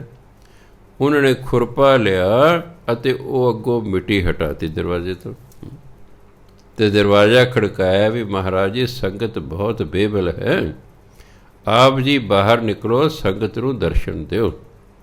ਅਤੇ ਫਿਰ ਗੁਰੂ ਅੰਗਦ ਦੇਵ ਜੀ ਮਹਾਰਾਜ ਪ੍ਰਗਟ ਹੋਏ, ਸੰਗਤ ਨੇ ਦਰਸ਼ਨ ਕੀਤੇ, ਅਤੇ ਗੁਰੂ ਅੰਗਦ ਦੇਵ ਜੀ ਮਹਾਰਾਜ ਉੱਥੇ ਖਡੂਰ ਸਾਹਿਬ ਹੀ ਰਹਿਣ ਲੱਗ ਪਏ ਹਨ, ਅਤੇ ਸੰਗਤ ਜਿਹੜੀ ਹੈ ਉੱਥੇ ਆਉਣ ਲੱਗ ਪਈ ਹੈ। 1539 'ਚ ਗੁਰੂ ਬਣੇ। ਆਪ ਜੀ 13 ਸਾਲ ਗੁਰਗੱਦੀ 'ਤੇ ਰਹੇ, ਖਡੂਰ ਸਾਹਿਬ ਹੀ ਰਹੇ। ਗੁਰੂ ਨਾਨਕ ਦੇਵ ਜੀ ਨੇ ਲੰਗਰ ਦੀ ਜਿਹੜੀ ਪ੍ਰਥਾ ਚਲਾਈ ਸੀ, ਉਸ ਨੂੰ ਆਪ ਜੀ ਨੇ ਹੋਰ ਮਜ਼ਬੂਤ ਕੀਤਾ ਹੈ। ਸੰਗਤ ਅਤੇ ਪੰਗਤ 'ਤੇ ਜ਼ੋਰ ਦਿੱਤਾ ਹੈ ਕਿ ਭਾਈ ਜਿਹਨੇ ਗੁਰੂ ਮਹਾਰਾਜ ਨੂੰ ਮਿਲਣਾ, ਪਹਿਲਾਂ ਪੰਗਤ ਵਿੱਚ ਬੈਠ ਕੇ ਲੰਗਰ ਛਕੋ। ਉਸ ਜ਼ਮਾਨੇ 'ਚ ਛੂਤ ਛਾਤ ਅਤੇ ਜਾਤ ਪਾਤ ਦਾ ਬਹੁਤ ਫਰਕ ਸੀ। ਇੱਕ ਜਾਤ ਦੇ ਲੋਕ ਦੂਜੀ ਜਾਤ ਦੇ ਨਾਲ ਮਿਲਵਰਤਨ ਨਹੀਂ ਸਨ ਰੱਖਦੇ, ਇੱਕ ਦੂਜੇ ਨੂੰ ਛੂੰਹਦੇ ਨਹੀਂ ਸਨ ਵੀ ਕਿਤੇ ਅਸੀਂ ਭਿਟੇ ਨਾ ਜਾਈਏ। ਗੁਰੂ ਮਹਾਰਾਜ ਕਿਹਾ ਵੀ ਜਿੰਨਾ ਚਿਰ ਜਾਤ ਪਾਤ ਛੂਤ ਛਾਤ ਖਤਮ ਨਹੀਂ ਨਾ ਹੁੰਦੇ, ਕੌਮ ਇੱਕ ਨਹੀਂ ਹੋ ਸਕਦੀ। ਇਸ ਲਈ ਉਹਨਾਂ ਨੇ ਲਾਜ਼ਮੀ ਕਰ ਦਿੱਤਾ ਹੈ ਕਿ ਜਿਸ ਨੇ ਸਾਨੂੰ ਮਿਲਣਾ, ਪਹਿਲਾਂ ਉਸ ਸੰਗਤ ਵਿੱਚ ਬੈਠ ਕੇ ਲੰਗਰ ਛਕੋ, ਜਿਹੜਾ ਫਿਰ ਆ ਕੇ ਸਾਨੂੰ ਮਿਲੋ। ਪੰਗਤ 'ਚ ਬੈਠ ਕੇ ਲੰਗਰ ਛਕੋ, ਫਿਰ ਸਾਨੂੰ ਮਿਲੋ। ਇਸ ਤਰ੍ਹਾਂ ਫਿਰ ਮਾਤਾ ਖੀਵੀ ਜੀ, ਜਿਹੜੇ ਗੁਰੂ ਅੰਗਦ ਦੇਵ ਜੀ ਮਹਾਰਾਜ ਦੀ ਸਪਤਨੀ ਸਨ, ਉਹਨਾਂ ਨੇ ਡਿਊਟੀ ਲੈ ਲਈ ਵੀ ਮੈਂ ਘਿਓ ਪਾ ਪਾ ਕੇ ਖੀਰ ਬਣਾਵਾਂਗੀ। ਮੈਂ ਜਦੋਂ ਸਭ ਤੋਂ ਪਹਿਲਾਂ ਹਰਿਆਣੇ 'ਚ ਲੱਗਾ 1963 'ਚ ਲਈ, ਇੱਕ ਘਰ ਨੇ ਮੈਨੂੰ ਇਨਵਾਈਟ ਕੀਤਾ ਲੰਗਰ ਪਾਣੀ 'ਤੇ। ਉਹਨਾਂ ਨੇ ਖੀਰ ਦੇ ਵਿੱਚ ਮੈਨੂੰ ਦੇਸੀ ਘਿਓ ਪਾ ਕੇ ਦਿੱਤਾ। ਉਹ ਸਵਾਦ ਹੋ ਗਈ ਬਹੁਤ। ਮੈਂ ਉਹਨਾਂ ਨੂੰ ਪੁੱਛਿਆ ਵੀ ਤੁਸੀਂ ਖੀਰ ਦੇ ਵਿੱਚ ਘਿਓ ਕਿਉਂ ਪਾਇਆ? ਹੁਣ ਦੀ ਗੱਲ ਮੈਨੂੰ ਜੱਚ ਗਈ। ਕਹਿ ਜੀ ਦੁੱਧ ਅਤੇ ਚੌਲ ਦੋਨੋਂ ਬੈ ਕਰਦੇ ਨੇ, ਜਿਹੜਾ ਘਿਓ ਹੈ ਇਹ ਬੈਬਾਦੀ ਨੂੰ ਖਤਮ ਕਰਦਾ, ਇਸ ਲਈ ਅਸੀਂ ਘਿਓ ਪਾਉਂਦੇ ਖੀਰ 'ਚ। ਸੋ ਮਾਤਾ ਖੀਵੀ ਜੀ ਵੀ ਆਈ ਸੰਗਤ ਨੂੰ ਖੀਰ ਦੇ ਵਿੱਚ ਘਿਓ ਪਾ ਕੇ ਦਿੰਦੇ ਸੀ ਤਾਂ ਜੋ ਇਹਨਾਂ ਦੀ ਸਿਹਤ ਅੱਛੀ ਰਹੇ, ਇਹ ਸੰਗਤ ਦੀ ਸਿਹਤ ਵੀ ਅੱਛੀ ਹੋਵੇ। ਗੁਰੂ ਮਹਾਰਾਜ ਨੇ ਦੇਖਿਆ ਕਿ ਗੁਰੂ ਨਾਨਕ ਦੇਵ ਦੀ ਬਾਣੀ, ਕਿਉਂਕਿ ਗੁਰੂ ਅੰਗਦ ਦੇਵ ਮਹਾਰਾਜ ਕੋਲ ਆ ਚੁੱਕੀ ਸੀ, ਉਹਨਾਂ ਦੇਖਿਆ ਵੀ ਜਿਹੜੇ ਅੱਖਰ ਨੇ ਇਹ ਅੱਗੇ ਪਿੱਛੇ ਨੇ। ਜਿਵੇਂ ਸੱਸਾ ਪਹਿਲਾਂ ਹੈ, ਆੜਾ ਫਿਰ ਹੈ, ਊੜਾ ਕਿਤੇ ਹੈ। ਉਹਨਾਂ ਨੇ ਊੜਾ, ਆੜਾ, ਈੜੀ, ਇਹ ਤਿੰਨ ਜਿਹੜੇ ਸਵਰ ਨੇ ਇਹਨਾਂ ਨੂੰ ਪਹਿਲਾਂ ਲਿਆਂਦਾ, ਬਾਕੀ 32 ਜਿਹੜੇ ਵਿਅੰਜਨ ਨੇ ਉਹਨਾਂ ਨੂੰ ਬਾਅਦ 'ਚ ਲੈਂਦਾ। ਊੜੇ ਤੋਂ ਲੈ ਕੇ ਅੜਾੜੇ ਤੱਕ ਉਹਨਾਂ ਇਹ ਗੁਰਮੁਖੀ ਲਿਪੀ। ਇੱਕ ਹੁੰਦਾ ਪੰਜਾਬੀ, ਇੱਕ ਹੁੰਦਾ ਗੁਰਮੁਖੀ। ਪੰਜਾਬੀ ਤੇ ਜ਼ਬਾਨ ਹੈ। ਪੰਜਾਬੀ ਨੂੰ ਜਦੋਂ ਲਿਖਿਆ ਜਾਂਦਾ ਤਾਂ ਕਹਿੰਦੇ ਗੁਰਮੁਖੀ ਲਿਪੀ 'ਚ, ਜਿਹੜੀ ਲਿਖੀ ਜਾਂਦੀ ਹੈ ਨਾ ਉਹਨੂੰ ਕਹਿੰਦੇ ਗੁਰਮੁਖੀ ਲਿਪੀ। ਜਿਵੇਂ ਹਿੰਦੀ ਹੈ, ਹਿੰਦੀ ਇੱਕ ਜ਼ਬਾਨ ਹੈ। ਹਿੰਦੀ ਦੇ ਸ਼ਬਦਾਂ ਨੂੰ ਦੇਵਨਾਗਰੀ ਲਿਪੀ 'ਚ ਲਿਖਿਆ ਜਾਂਦਾ ਹੈ। ਲਿਪੀ ਦੇਵਨਾਗਰੀ ਹੈ, ਬੋਲੀ ਹਿੰਦੀ ਹੈ। ਇਸ ਤਰ੍ਹਾਂ ਬੋਲੀ ਸਾਡੀ ਪੰਜਾਬੀ ਹੈ, ਪਰ ਇਹ ਲਿਖੀ ਗੁਰਮੁਖੀ ਅੱਖਰਾਂ ਜਾਂਦੀ ਹੈ। ਸੋ ਇਸ ਲਈ ਗੁਰਮੁਖੀ ਅੱਖਰਾਂ ਦੀ ਸੁਧਾਈ ਕੀਤੀ, ਊੜੇ ਤੋਂ ਲੈ ਕੇ ਅੜਾੜੇ ਤੱਕ ਲਿਖਿਆ, ਅਤੇ ਬਾਕੀ ਫਿਰ ਜਿੰਨੀ ਬਾਣੀ ਸੀ ਗੁਰੂ ਨੇ ਬਾਕੀ ਲਿਖੀ ਸਾਰੀ ਇਸ ਤਰੀਕੇ ਨਾਲ ਲਿਖੀ, ਇਸ ਤਰੀਕੇ ਲਿਖੀ। ਹੁਣ ਉਹਨਾਂ ਸੋਚਿਆ ਵੀ ਗੁਰੂ ਨਾਨਕ ਦੀ ਬਾਣੀ ਨੂੰ ਇਹ ਤਾਂ ਹੀ ਪੜ੍ਹ ਸਕਦੇ ਨੇ ਜੇ ਸਿੱਖਾਂ ਨੂੰ ਗੁਰਮੁਖੀ ਆਵੇਗੀ। ਦੇਖੋ, ਮੰਨ ਲਓ ਗੁਰੂ ਗ੍ਰੰਥ ਸਾਹਿਬ ਤਿਆਰ ਹੈ, ਇਹ ਗੁਰਮੁਖੀ 'ਚ ਲਿਖਿਆ ਹੋਇਆ ਹੈ। ਇੱਕ ਬੰਦਾ ਗੁਰਮੁਖੀ ਪੜ੍ਹੇ ਹੀ ਨਹੀਂ ਹੈ, ਉਹ ਇਸ ਨੂੰ ਨਹੀਂ ਪੜ੍ਹ ਸਕਦਾ। ਇਹੀ ਕਾਰਨ ਹੈ ਕਿ ਸ਼੍ਰੋਮਣੀ ਕਮੇਟੀ ਨੇ ਗੁਰੂ ਗ੍ਰੰਥ ਸਾਹਿਬ ਨੂੰ ਕਈ ਭਾਸ਼ਾਵਾਂ 'ਚ ਛਾਪਿਆ, ਵੀ ਹਿੰਦੀ 'ਚ ਵੀ ਹੈ, ਇੰਗਲਿਸ਼ ਦੇ ਵਿੱਚ ਵੀ ਹੈ, ਹੋਰ ਜ਼ਬਾਨਾਂ 'ਚ ਟ੍ਰਾਂਸਲੇਟ ਕੀਤੀ ਜਾ ਰਹੀ ਹੈ, ਤਾਂ ਕਿ ਦੂਜੇ ਧਰਮਾਂ ਦੇ ਲੋਕ ਵੀ ਇਸ ਨੂੰ ਪੜ੍ਹ ਸਕਣ। ਉਹਨਾਂ ਸੋਚਿਆ ਵੀ ਜੇ ਬਾਣੀ ਸਿੱਖ ਪੜ੍ਹ ਹੀ ਨਹੀਂ ਸਕਣਗੇ, ਇਹ ਅਨਪੜ੍ਹ ਹੋਣਗੇ, ਤਾਂ ਫਿਰ ਬਾਣੀ ਲਿਖਣ ਦਾ ਫਾਇਦਾ ਕਿਆ ਹੈ? ਦੇਖੋ, ਮੂੰਹ ਜ਼ਬਾਨੀ ਜੋ ਬੋਲਿਆ ਜਾਂਦਾ ਹੈ ਕੁਝ ਸਮੇਂ ਬਾਅਦ ਭੁੱਲ ਜਾਂਦਾ ਹੈ। ਹੁਣ ਜਦੋਂ ਮੈਂ ਅੱਜ ਗੁਰੂ ਅੰਗਦ ਦੇਵ ਜੀ ਬਾਰੇ ਬੋਲ ਰਿਹਾ ਤਾਂ ਮੈਂ ਪਹਿਲਾਂ ਸਾਰਾ ਉਹਨਾਂ ਦੇ ਜੀਵਨ ਨੂੰ ਇੱਕ ਵਾਰੀ ਫਿਰ ਪੜ੍ਹਿਆ, ਤਾਂ ਜਿਵੇਂ ਸਾਰੀ ਘਟਨਾਵਾਂ ਤਾਜ਼ਾ ਹੋ ਜਾਣ। ਜੇ ਮੰਨ ਲਓ ਕਿਸੇ ਨੇ ਕਿਤਾਬ ਲਿਖੀ ਹੀ ਨਾ ਹੁੰਦੀ ਉਹਨਾਂ ਦੇ ਜੀਵਨ 'ਤੇ, ਤਾਂ ਜਿੰਨਾ ਥੋੜ੍ਹਾ ਬਹੁਤਾ ਸੁਣਿਆ ਸੁਣਾਇਆ ਸੀ ਓਨੀ ਕੁ ਗੱਲ ਯਾਦ ਰਹਿ ਜਾਣੀ ਸੀ।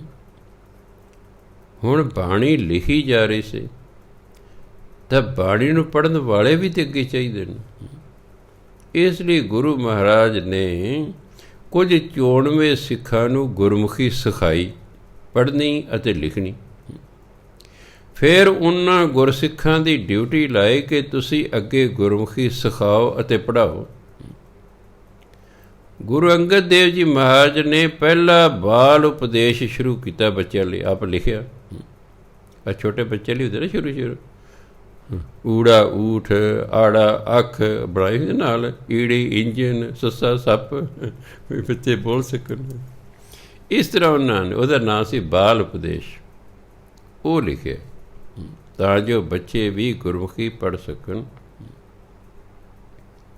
ਤਾਂ ਜੋ ਸਮਾਂ ਪਾ ਕੇ ਉਹਨਾਂ ਨੂੰ ਬਾਣੀ ਪੜ੍ਹਨੀ ਆ ਜਾਏ।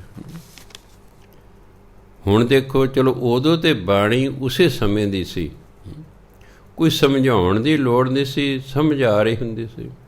ਜਿਵੇਂ ਜਿਹੜਾ ਅੱਜ ਪੰਜਾਬੀ ਲਿਖ ਰਿਹਾ ਹੈ, ਤਾਂ ਅੱਜ ਦੇ ਰਾਈਟਰ ਦੀ ਪੰਜਾਬੀ ਸਮਝ ਆ ਸਕਦੀ ਹੈ, ਕਿਉਂਕਿ ਅੱਜ ਦੀ ਹੈ।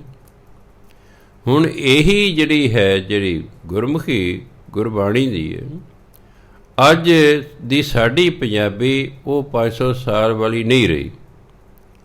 ਇਸ ਕਰਕੇ ਸਾਨੂੰ ਇਹਨੂੰ ਸਮਝਣਾ ਔਖਾ ਹੋ ਗਿਆ ਹੈ। ਇਸ ਲਈ ਕਥਾ ਵਾਰਤਾ ਸ਼ੁਰੂ ਹੋਈ, ਅਰਥ ਸ਼ੁਰੂ ਹੋਏ, ਸਭ ਕੁਝ ਸ਼ੁਰੂ ਹੋਇਆ। ਇਸ ਲਈ ਗੁਰੂ ਮਹਾਰਾਜ ਨੇ ਇਹ ਪ੍ਰਬੰਧ ਕੀਤਾ ਵੀ ਸਿੱਖ ਕੌਮ ਪੜ੍ਹ ਲਿਖ ਜਾਵੇ, ਉਹ ਬਾਣੀ ਪੜ੍ਹ ਸਕੇ। ਫਿਰ ਉਹਨਾਂ ਸੋਚਿਆ ਵੀ ਸੰਗਤ ਦੀ ਸਿਹਤ ਵੀ ਅੱਛੀ ਹੋਣੀ ਚਾਹੀਦੀ ਹੈ। ਇਸ ਲਈ ਉਹਨਾਂ ਨੇ ਮੱਲ ਅਖਾੜਾ ਤਿਆਰ ਕੀਤਾ। ਰੋਜ਼ ਸ਼ਾਮ ਨੂੰ ਕੁਸ਼ਤੀਆਂ ਕਰਾਉਂਦੇ ਸੀ ਪਹਿਲਵਾਨਾਂ ਤੋਂ, ਤਾਂ ਜੋ ਇਹਨਾਂ ਦੀ ਸਿਹਤ ਅੱਛੀ ਹੋਵੇ। ਉਹਨਾਂ ਨੂੰ ਇਨਾਮ ਦਿੰਦੇ ਸਨ, ਚੰਗਾ ਖਾਣ ਪੀਣ ਨੂੰ ਦਿੰਦੇ ਸਨ, ਬੱਚਿਆਂ ਨੂੰ ਸੱਦ ਕੇ ਉਹਨਾਂ ਦੀ ਖੇਡਾਂ ਕਰਵਾਇਆ ਕਰਦੇ ਸਨ, ਆਪ ਬੈਠ ਕੇ ਵੇਖਿਆ ਕਰਦੇ ਸਨ, ਤਾਂ ਜੋ ਉਹਨਾਂ 'ਚ ਉਤਸ਼ਾਹ ਰਹੇ ਕਿ ਸਾਨੂੰ ਗੁਰੂ ਮਹਾਰਾਜ ਵੇਖ ਰਹੇ ਨੇ। ਮੰਨ ਲਓ ਪਹਿਲੇ 2 ਟੀਮਾਂ ਖੇਡ ਰਹੀਆਂ ਨੇ, ਉਹਨਾਂ ਨੂੰ ਵੇਖਣ ਵਾਲਾ ਹੀ ਕੋਈ ਨਹੀਂ, ਉਹ ਸਵਾਦ ਹੀ ਨਹੀਂ ਆਇਆ ਖੇਡਣ ਦਾ। ਜਦੋਂ ਵੇਖਣ ਵਾਲੇ ਦੋਨੋਂ ਪਾਸੇ ਖੜੇ ਹੋਣ, ਤਾੜੀਆਂ ਮਾਰਨ, ਸ਼ਾਬਾਸ਼ ਜਰਾ, ਚਲੋ ਬਈ ਹੋਰ ਜ਼ੋਰ ਲਾਓ, ਆਹ ਕਰੋ ਉਹ ਕਰੋ, ਉਹਨਾਂ ਦਾ ਹੌਸਲਾ ਵੱਧਦਾ, ਉਹਨਾਂ ਦੀ ਖੇਡ ਵਧੀਆ ਬਣਦੀ ਹੈ। ਸੋ ਦਰਸ਼ਕ ਵੀ ਜ਼ਰੂਰ ਹੋਣੇ ਚਾਹੀਦੇ ਹਨ, ਅਤੇ ਜਿੱਥੇ ਗੁਰੂ ਮਹਾਰਾਜ ਆਪ ਦਰਸ਼ਕ ਬਣ ਜਾਣ, ਉੱਥੇ ਫਿਰ ਆਨੰਦ ਖੇਡਣ ਵਾਲਿਆਂ ਨੂੰ। ਆਪ ਜੀ ਆਪਣੇ ਸਥਾਨ 'ਤੇ ਜਾਂ ਆਲੇ ਦੁਆਲੇ ਜਿੱਥੇ ਵੀ ਜਾਂਦੇ ਸਨ, ਗੁਰੂ ਨਾਨਕ ਦੇ ਸਿੱਖਿਆਵਾਂ ਦਾ ਪ੍ਰਚਾਰ ਕਰਦੇ ਸਨ। 3 ਸਿਧਾਂਤ ਗੁਰੂ ਨਾਨਕ ਦੇਵ ਸਾਰੇ ਸੰਸਾਰ 'ਚ ਪ੍ਰਸਿੱਧ ਹੋ ਗਏ ਨੇ ਵੀ ਸਿੱਖ ਕੌਮ ਦੇ 3 ਸਿਧਾਂਤ ਨੇ। ਕਿਰਤ ਕਰੋ, ਨਾਮ ਜਪੋ, ਵੰਡ ਕੇ ਛਕੋ। ਇਹ ਦ੍ਰਿੜ ਕਰਾਇਆ ਜਾਂਦਾ ਸੀ ਜਿਹੜਾ ਵੀ ਆਉਂਦਾ ਸੀ। ਔਰ ਜਿਹੜੀ ਬਾਕੀ ਦੀਆਂ ਨੇ ਨਾ ਸਾਨੂੰ ਆਦਤਾਂ ਪਈਆਂ, ਇਹ ਉਹਨਾਂ ਜ਼ਮਾਨਿਆਂ 'ਚ ਇਹ ਘੱਟ ਸਨ। ਨਸ਼ੇ ਨੁਸ਼ੇ ਬਹੁਤ ਘੱਟ ਹੁੰਦੇ ਸਨ। ਹੁਣ ਤਾਂ ਕਲਯੁਗ ਦਾ ਜ਼ੋਰ ਹੈ, ਹੁਣ ਤਾਂ ਪਤਾ ਨਹੀਂ ਕੀ ਕੁਛ ਹੋ ਗਿਆ ਹੈ। ਕਿਉਂਕਿ ਜਿਹੜਾ 10 ਨੌਂ ਦੀ ਕਿਰਤ ਕਰਦਾ ਹੈ, ਉਹਦਾ ਦਿਮਾਗ ਠੀਕ ਰਹਿੰਦਾ ਹੈ। ਜੇ ਕਿਰਤ ਸੁੱਚੀ ਹੋਵੇ ਨਾ, ਇਹ ਮਨ ਵੀ ਸੁੱਚਾ ਰਹਿੰਦਾ। ਸੁੱਚਾ ਮਨ ਹੀ ਸਹੀ ਜੀਵਨ ਜਿਉ ਸਕਦਾ ਹੁੰਦਾ ਹੈ। ਜੇ ਕਿਰਤੀ ਸੁੱਚੀ ਨਹੀਂ, ਫਿਰ ਨਹੀਂ ਗੱਲ ਬਣੇਗੀ। ਜਦ ਅਸੀਂ ਹਰਾਮ ਦੀ ਕਮਾਈ, ਠੱਗੀ ਠੋਰੀ ਦੀ ਕਮਾਈ, ਚੋਰੀਆਂ ਦੀ ਕਮਾਈ, ਡਾਕਿਆਂ ਦੀ ਕਮਾਈ, ਮਿਲਾਵਟਾਂ ਦੀ ਕਮਾਈ ਲਿਆ ਕੇ ਪਰਿਵਾਰ ਨੂੰ ਖਵਾਵਾਂਗੇ, ਤਾਂ ਪਰਿਵਾਰ ਦੇ ਜਿਹੜਾ ਸੋਚ ਹੈ ਉਹ ਮਾੜੀ ਹੋ ਜਾਂਦੀ ਹੈ। ਇਸ ਲਈ ਉਹਨੇ ਕਿਹਾ ਸੀ ਵੀ 10 ਨੌਂ ਦੀ ਕਿਰਤ ਕਰਨੀ ਹੈ, ਤਾਂ ਜੋ ਤੁਹਾਡਾ ਆਪਣਾ ਅਤੇ ਤੁਹਾਡੇ ਪਰਿਵਾਰ ਦਾ ਗੁਜ਼ਾਰਾ ਹੋ ਸਕੇ। ਨਾਮ ਜਪਣਾ, ਤਾਂ ਜੋ, ਕਿਉਂਕਿ ਜਿਹੜੀ ਮਾਇਆ ਹੈ ਇਹ ਸਰੀਰਕ ਸੁੱਖ ਦਿੰਦੀ ਹੈ, ਜਿਹੜਾ ਪਰਮਾਤਮਾ ਦਾ ਨਾਮ ਇਹ ਮਾਨਸਿਕ ਸੁੱਖ ਦਿੰਦਾ। ਜੇ ਸਾਡਾ ਇਕੱਲਾ ਸਰੀਰ ਸੁਖੀ ਹੈ ਅਤੇ ਮਨ ਦੁਖੀ ਹੈ, ਅਸੀਂ ਸੁਖੀ ਨਹੀਂ ਕਹਿਲਾ ਸਕਦੇ। ਸਾਡਾ ਮਨ ਸੁਖੀ ਹੈ ਪਰ ਸਰੀਰ ਦੁਖੀ ਹੈ, ਤਾਂ ਵੀ ਅਸੀਂ ਸੁਖੀ ਨਹੀਂ ਕਹਿਲਾ ਸਕਦੇ। ਸੁਖੀ ਮਨੁੱਖ ਉਹ ਹੁੰਦਾ ਜਿਹੜਾ ਸਰੀਰ ਕਰਕੇ ਅਤੇ ਮਨ ਕਰਕੇ, ਦੋਨਾਂ ਕਰਕੇ ਸੁਖੀ ਹੁੰਦਾ। ਸਰੀਰ ਅਤੇ ਮਾਇਆ ਨਾਲ ਸੁਖੀ ਹੋ ਜਾਂਦਾ। ਮਾਇਆ ਨਾਲ ਅਸੀਂ ਚੀਜ਼ਾਂ ਖਰੀਦ ਕੇ ਸਰੀਰ ਨੂੰ ਸੁਖੀ ਕਰ ਲੈਂਦੇ, ਪਰ ਮਨ ਨਾਮ ਨਾਲ ਸੁਖੀ ਹੁੰਦਾ।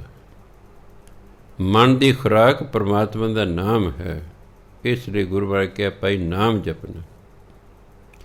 ਗੁਰੂ ਮਹਾਰਾਜ ਚਾਹੁੰਦੇ ਸਨ ਅਜਿਹਾ ਨਾ ਹੋਵੇ ਇੱਕ ਸਿੱਖ ਦੇ ਬਹੁਤ ਅਮੀਰ ਹੈ ਅਤੇ ਦੂਜਾ ਵਿਚਾਰਾ ਬਹੁਤ ਗਰੀਬ ਹੈ। ਉਹ ਕਹਿੰਦੇ ਨਹੀਂ ਭਾਈ, ਵੰਡ ਕੇ ਛਕਣਾ। ਜਿਹੜੇ ਅਮੀਰ ਹੋ, ਆਪਣੀ ਕਮਾਈ ਦਾ ਦਸਵੰਧ ਗੁਰੂ ਘਰ ਨੂੰ ਭੇਜੋ, ਤਾਂ ਜੋ ਗੁਰੂ ਘਰ ਲੋੜਵੰਦਾਂ ਦੀ, ਗਰੀਬਾਂ ਦੀ ਸਹਾਇਤਾ ਕਰ ਸਕੇ। ਸਿਧਾਂਤ ਬੜੇ ਤਿੰਨੋਂ ਤਗੜੇ ਨੇ, ਦ੍ਰਿੜ ਕਰਾ ਸੰਗਤ ਨੂੰ। ਖਡੂਰ ਸਾਹਿਬ ਦੇ ਵਿੱਚ ਇੱਕ ਤਪਸਵੀ ਰਹਿੰਦਾ ਸੀ ਜਿਹਦਾ ਨਾਂ ਸੀ ਸ਼ਿਵਨਾਥ। ਪਹਿਲਾਂ ਉਹਦੀ ਬੜੀ ਮਾਨਤਾ ਸੀ। ਗੁਰੂ ਅੰਗਦ ਦੇਵ ਮਹਾਰਾਜ ਦੇ ਉੱਥੇ ਆਉਣ ਨਾਲ ਉਹਦੀ ਜਿਹੜੀ ਸੰਗਤ ਸੀ ਉਹ ਟੁੱਟ ਕੇ ਗੁਰੂ ਮਹਾਰਾਜ ਕੋਲ ਆਉਣ ਲੱਗ ਗਈ। ਇਸ ਲਈ ਸ਼ਿਵਨਾਥ ਤਪਾ ਦੀ ਸੰਗਤ ਵੀ ਘਟ ਗਈ ਅਤੇ ਮਾਇਆ ਵੀ ਘਟ ਗਈ। ਇਸ ਲਈ ਉਹ ਈਰਖਾ ਕਰਨ ਲੱਗ ਪਿਆ। ਕੁਦਰਤੀ ਗੱਲ ਹੈ, ਇਹ ਕੁਦਰਤੀ ਗੱਲ ਹੈ। ਇੱਕ ਬੰਦੇ ਨੇ ਦੁਕਾਨ ਪਾਈ ਹੈ, ਇਕੱਲੀ ਹੋਈ ਦੁਕਾਨ ਉਹਦੀ, ਉਹ ਬੜਾ ਖੁਸ਼ ਹੈ, ਜੋ ਮਰਜ਼ੀ ਭਾਅ ਲਾਉਂਦਾ, ਸਾਰੇ ਲੋਕ ਉਸ ਤੋਂ ਖਰੀਦਦੇ ਨੇ।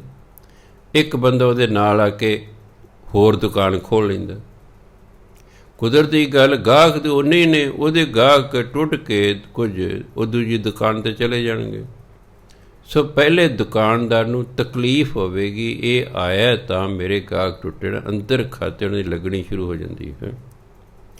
ਸੋ ਸ਼ਿਵਨਾਥ ਤਪਾ ਅੰਦਰੋਂ ਦੁਖੀ ਹੈ ਗੁਰੂ ਮਹਾਰਾਜ ਦੇ ਆਉਣ 'ਤੇ। ਉੱਥੇ ਜੱਟ ਤਬਕਾ ਜ਼ਿਆਦਾ ਰਹਿੰਦਾ ਸੀ ਪਿੰਡ 'ਚ। ਜੱਟ ਤਬਕਾ ਖੇਤੀਬਾੜੀ ਕਰਦਾ। ਉਸ ਜ਼ਮਾਨੇ 'ਚ ਖੇਤੀਬਾੜੀ ਮੀਂਹ 'ਤੇ ਨਿਰਭਰ ਹੁੰਦੀ ਸੀ। ਜਦੋਂ ਮੀਂਹ ਮੂੰਹ ਨਾ ਪੈਣਾ ਤਾਂ ਜੱਟਾਂ ਨੇ ਰਲ ਕੇ ਉਸ ਤਪੇ ਕੋਲ ਜਾਣਾ ਵੀ ਤਪਾ ਜੀ ਮੀਂਹ ਪਾਓ। ਚਲੋ ਤਪੇ ਨੇ ਜਿਹੜਾ ਹੈ ਮੀਂਹ ਮੂੰਹ ਪਵਾ ਦੇਣਾ। ਜਾਂ ਮੀਂਹ ਪੈ ਗਿਆ ਤਪੇ ਨੂੰ ਕ੍ਰੈਡਿਟ ਚਲੇ ਜਾਣਾ। ਜਦੋਂ ਗੁਰੂ ਅੰਗਦ ਦੇਵ ਜੀ ਉੱਥੇ ਆ ਗਏ, ਉਸ ਸਾਲ ਮੀਂਹ ਨਹੀਂ ਪਿਆ। ਲੋਕ ਤਪੇ ਕੋਲੇ ਚਲੇ ਜੀ, ਤਪਾ ਜੀ ਮੀਂਹ ਨਹੀਂ ਪਿਆ ਹੈਗਾ ਤਾਂ ਮੀਂਹ ਪਓ, ਅਸੀਂ ਫਸਲ ਬੀਜਣੀ ਹੈ। ਉਹ ਕਹਿੰਦਾ ਮੀਂਹ ਨਹੀਂ ਪੈ ਸਕਦਾ, ਇੰਦਰ ਦੇਵਤਾ ਤੁਹਾਡੇ ਨਾਲ ਨਾਰਾਜ਼ ਹੈ। ਉਹ ਕਹਿੰਦੇ ਕਿਉਂ? ਕਹਿੰਦੇ ਤੁਸੀਂ ਇੱਕ ਗ੍ਰਸਥੀ ਬੰਦੇ ਦੀ ਪੂਜਾ ਕਰਦੇ ਹੋ। ਗ੍ਰਸਥੀ ਵੀ ਕਦੇ ਕੋਈ ਸਾਧੂ ਹੋਇਆ? ਤੁਸੀਂ ਉਹਨੂੰ ਗੁਰੂ ਕਹਿੰਦੇ ਹੋ, ਉਹਦੀ ਪੂਜਾ ਕਰਦੇ ਹੋ। ਜਾਓ ਉਹਨਾਂ ਨੂੰ ਜਾ ਕੇ ਕਹੋ ਜੀ ਮੀਂਹ ਪਵਾਓ। ਜੱਟ ਗੁਰੂ ਮਹਾਰਾਜ ਕੋਲ ਆ ਗਏ। ਕਹਿੰਦੇ ਮਹਾਰਾਜ ਜੀ ਪਹਿਲਾਂ ਤਾਂ ਤਪਾ ਮੀਂਹ ਪਵਾਇਆ ਕਰਦਾ ਸੀ, ਹੁਣ ਉਹ ਇਸ ਤਰ੍ਹਾਂ ਕਹਿੰਦਾ, ਇਸ ਲਈ ਤੁਸੀਂ ਮੀਂਹ ਪਵਾਓ। ਗੁਰੂ ਮਹਾਰਾਜ ਕਹਿੰਦੇ ਵੀ ਦੇਖੋ ਮੀਂਹ ਪਾਉਣਾ ਸਾਡੇ ਵੱਸ ਨਹੀਂ, ਇਹ ਤਾਂ ਪਰਮਾਤਮਾ ਦੀ ਮਰਜ਼ੀ ਹੈ ਅਤੇ ਅਸੀਂ ਤਾਂ ਉਹਦੀ ਰਜ਼ਾ 'ਚ ਰਹਿਣ ਵਾਲੇ ਹਾਂ। ਅਸੀਂ ਉਹਦੀ ਰਜ਼ਾ ਦੇ ਵਿਰੁੱਧ ਨਹੀਂ ਜਾ ਸਕਦੇ। ਕਿ ਜੇ ਤੁਸੀਂ ਮੀਂਹ ਨਹੀਂ ਨਾ ਪਵਾ ਸਕਦੇ ਅਤੇ ਤਪਾ ਕਹਿੰਦੇ ਉਹਨੂੰ ਪਿੰਡੋਂ ਕੱਢ ਦਿਓ, ਮੈਂ ਪਵਾਵਾਂਗਾ ਮੀਂਹ। ਜਾਂ ਤਾਂ ਤੁਸੀਂ ਮੀਂਹ ਪਵਾਓ, ਨਹੀਂ ਤਾਂ ਸਾਡਾ ਪਿੰਡ ਛੱਡ ਕੇ ਚਲੇ ਜਾਓ। ਗੁਰੂ ਅੰਗਦ ਦੇਵ ਜੀ ਕਹਿੰਦੇ ਅਸੀਂ ਅੱਛਾ ਪੈ ਅਸੀਂ ਤੁਹਾਡਾ ਪਿੰਡ ਹੀ ਛੱਡ ਜਾਂਦੇ ਹਾਂ। ਅਤੇ ਗੁਰੂ ਮਹਾਰਾਜ 7-8 ਮੀਲਾਂ 'ਤੇ ਜਾ ਕੇ ਹੋਰ ਪਿੰਡ ਚਲੇ ਗਏ। ਜੱਟ ਆ ਕੇ ਤਪਾ ਜੀ ਮੀਂਹ ਪਾਓ। ਕਹਿੰਦਾ ਅੱਜ ਪਾਉਣਾ ਕੱਲ੍ਹ ਪਾਉਣਾ। ਐਂ ਕਰਦੇ ਕਈ ਦਿਨ ਲੰਘਾਤੇ, ਮੀਂਹ ਨਹੀਂ ਪਿਆ। ਲੋਕ ਨਾਰਾਜ਼ ਹੁੰਦੇ ਨੇ ਵੀ ਮੀਂਹ ਪਵਾ ਛੇਤੀ, ਉਹ ਇਸ ਤਰ੍ਹਾਂ ਢਾਲੀ ਜਾਂਦਾ ਹੈ। ਇੰਨੇ ਚਿਰ ਨੂੰ ਬਾਬਾ ਅਮਰਦਾਸ ਜੀ ਆ ਗਏ ਥੇ। ਕਿਉਂ? ਗੁਰੂ ਮਹਾਰਾਜ ਨੇ ਉਹਨਾਂ ਨੂੰ ਖਡੂਰ ਗੋਇੰਦਵਾਲ ਸਾਹਿਬ ਵਸਾਉਣ ਦੀ ਆਗਿਆ ਕੀਤੀ ਹੋਈ ਸੀ ਕਿ ਬਾਬਾ ਅਮਰਦਾਸ ਜੀ ਤੁਸੀਂ ਗੋਇੰਦਵਾਲ ਸਾਹਿਬ ਨਗਰ ਵਸਾਓ, ਉੱਥੇ ਆਪ ਰਹੋ ਅਤੇ ਆਪਣੇ ਰਿਸ਼ਤੇਦਾਰਾਂ ਨੂੰ ਉੱਥੇ ਸੱਦ ਕੇ ਉਹਨਾਂ ਨੂੰ ਵਸਾਓ, ਨਗਰ ਵਸਾਓ। ਉਹ ਵੀ ਇੱਕ ਦਿਨ ਮਿਲਣ ਆ ਗਏ ਨੇ ਬਾਬਾ ਅਮਰਦਾਸ ਜੀ। ਦੇਖਿਆ ਵੀ ਡੇਰੇ 'ਤੇ ਕੋਈ ਵੀ ਨਹੀਂ ਹੈ। ਉਹਨਾਂ ਕਿਸੇ ਨੂੰ ਪੁੱਛਿਆ ਵੀ ਗੁਰੂ ਅੰਗਦ ਦੇਵ ਜੀ ਮਹਾਰਾਜ ਕਿੱਥੇ ਚਲੇ ਗਏ ਨੇ? ਉਹਨਾਂ ਸਾਰੀ ਗੱਲ ਦੱਸੇ ਵੀ ਇਹ ਤਪਾ ਹੈ, ਇਹਨੇ ਉਹਨਾਂ ਨੂੰ ਕਢਵਾਇਆ। ਉਹ ਤਪੇ ਕੋਲੇ ਚਲੇ ਗਏ ਨਾ, ਉਹ ਜੱਟਾਂ ਕੋਲੇ ਚਲੇ ਗਏ। ਕਹਿੰਦੇ ਵੀ ਤੁਸੀਂ ਗੁਰੂ ਮਹਾਰਾਜ ਨੂੰ ਕਿਉਂ ਕਿਹਾ ਵੀ ਸਾਡਾ ਪਿੰਡ ਛੱਡ ਕੇ ਚਲੇ ਜਾਓ? ਕਹੇ ਜੀ ਅਸੀਂ ਉਹਨਾਂ ਨੂੰ ਕਿਹਾ ਸੀ ਵੀ ਜਾਂ ਮੀਂਹ ਪਵਾਓ, ਅਤੇ ਜੇ ਤੁਸੀਂ ਮੀਂਹ ਨਹੀਂ ਪਾਉਣਾ ਸਾਡਾ ਪਿੰਡ ਛੱਡ ਕੇ ਚਲੇ ਜਾਓ। ਕਹਿੰਦੇ ਅੱਛਾ। ਕਹਿੰਦੇ ਤਪੇ ਨੂੰ ਕਹਿ ਦਿਓ ਜਾ ਕੇ ਵੀ 24 ਘੰਟਿਆਂ ਦੇ ਵਿੱਚ ਮੀਂਹ ਪਵਾ ਦੇ। ਜੇ ਤਪਾ ਮੀਂਹ ਨਾ ਪਵਾਵੇ ਮੈਂ ਪਵਾਵਾਂਗਾ। ਬਾਬਾ ਅਮਰਦਾਸ ਜੀ ਕਹਿੰਦੇ ਉਹਨਾਂ ਤਪੇ ਨੂੰ ਜਾ ਕੇ ਤਾਂ 24 ਘੰਟਿਆਂ ਦੇ ਵਿੱਚ ਮੀਂਹ ਪਵਾ ਨਹੀਂ, ਅਸੀਂ ਤੁਹਾਨੂੰ ਛੱਡਣਾ ਨਹੀਂ ਹੈ। ਤੁਸੀਂ ਗੁਰੂ ਮਹਾਰਾਜ ਨੂੰ ਸਾਡੇ ਤੋਂ ਕਢਵਾਇਆ ਬਾਹਰ, ਤੇ ਤੁਸੀਂ ਮੀਂਹ ਨਹੀਂ ਪਾਉਂਦੇ ਇੰਨੇ ਦਿਨ ਹੋ ਗਏ, 24 ਘੰਟੇ ਤੁਹਾਡੇ ਉੱਤੇ ਮੀਂਹ ਪਾ ਦਿਓ, ਨਹੀਂ ਅਸੀਂ ਤੁਹਾਨੂੰ ਛੱਡਣਾ ਨਹੀਂ ਹੈ। ਪਿਆਈ ਨਾ ਮੀਂਹ, ਉਹ ਬਾਬਾ ਅਮਰਦਾਸ ਜੀ ਕੋਲ ਆ ਗਏ, ਕਹਿੰਦੇ ਹਾਂ ਮੈਂ ਪਾ ਦਿੰਦਾ। ਬਲਦ ਲਿਓ, ਪੰਜਾਲੀ ਪਾ ਕੇ ਲਿਓ, ਇੱਕ ਰੱਸਾ ਲਿਓ, ਪੰਜਾਲੀ ਨੂੰ ਰੱਸਾ ਬੰਨ੍ਹ ਲਓ, ਉਹ ਤਪੇ ਦੀਆਂ ਦੋਨਾਂ ਲੱਤਾਂ ਨੂੰ ਬੰਨ੍ਹ ਲਓ ਰੱਸਾ। ਜਿੱਥੇ ਜਿੱਥੇ ਤਪੇ ਨੂੰ ਘਸੀਟ ਕੇ ਤੁਸੀਂ ਲੈ ਜਾਓਗੇ, ਉੱਥੇ ਉੱਥੇ ਮੀਂਹ ਪੈਣਾ ਸ਼ੁਰੂ ਹੋ ਜਾਏਗਾ। ਜੱਟਾਂ ਨੂੰ ਕੀ ਚਾਹੀਦਾ, ਉਹਨਾਂ ਤਪੇ ਦੀ ਲੱਤਾਂ ਬੰਨੀਆਂ, ਬਲਦਾਂ ਨੇ ਹਿੱਕਣਾ ਸ਼ੁਰੂ ਕਰਤਾ।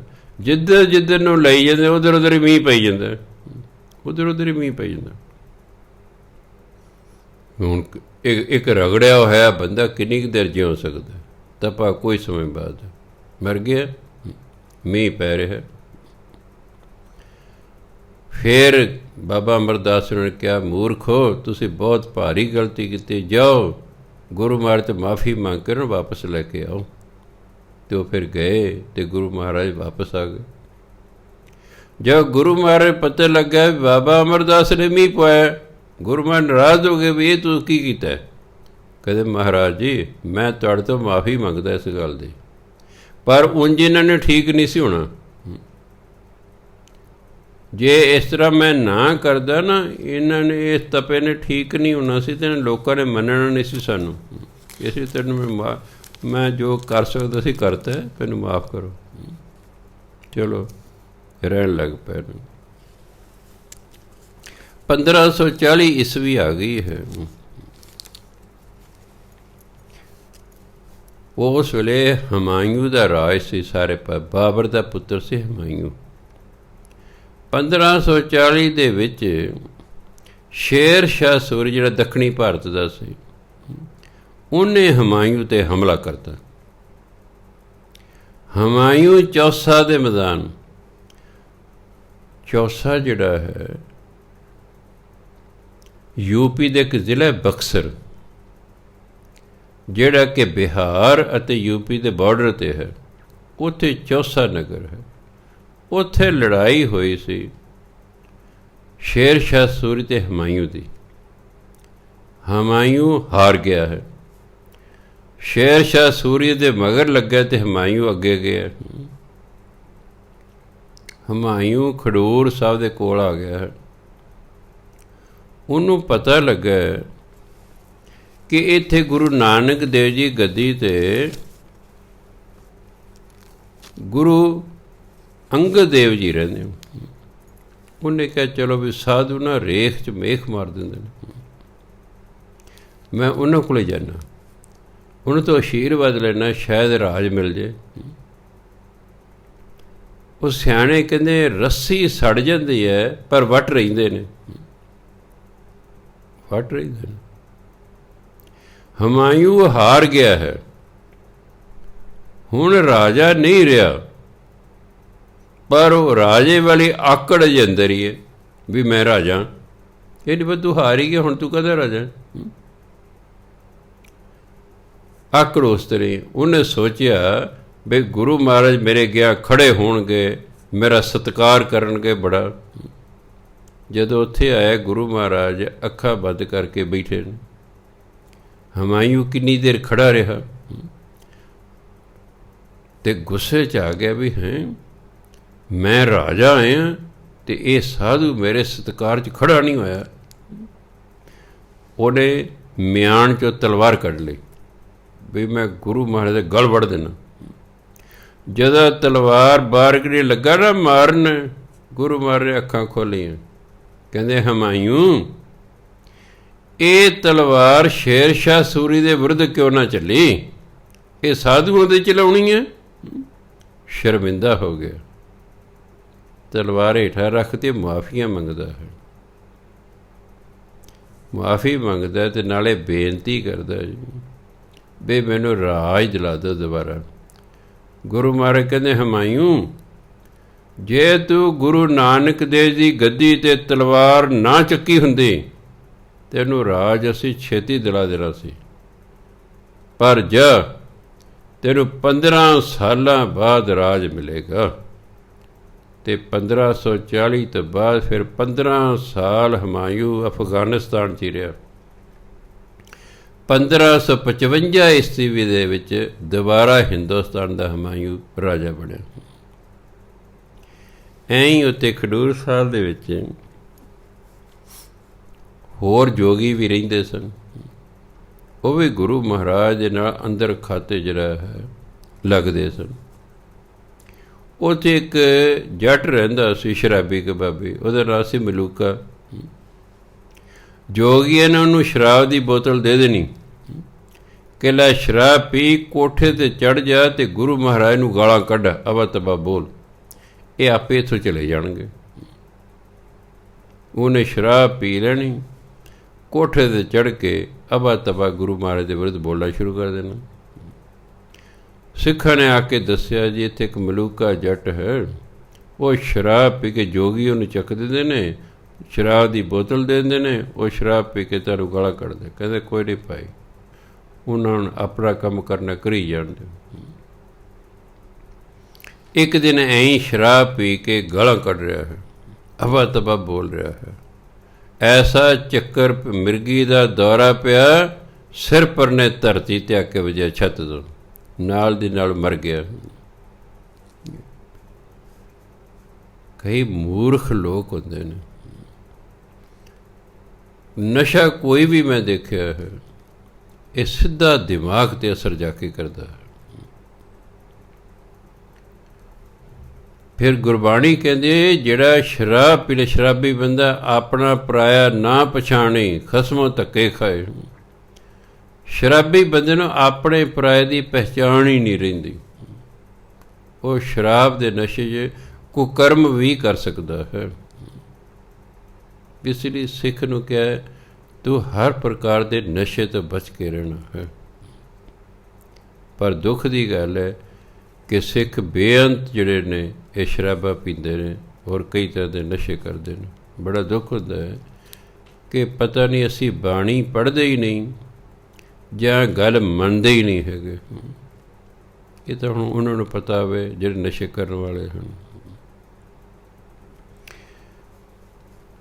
ਖਡੂਰ ਸਾਹਿਬ ਦੇ ਵਿੱਚ ਇੱਕ ਨਾਈ ਰਹਿੰਦਾ ਸੀ ਜਿਹਦਾ ਨਾਂ ਸੀ ਢਿੰਗਾ, ਜਾਤ ਦਾ ਨਾਈ ਸੀ। ਗੁਰੂ ਅੰਗਦ ਦੇਵ ਜੀ ਮਹਾਰਾਜ ਦੇ ਪੈਰ ਦਾ ਅੰਗੂਠਾ ਦੁਖਦਾ ਹੁੰਦਾ ਸੀ।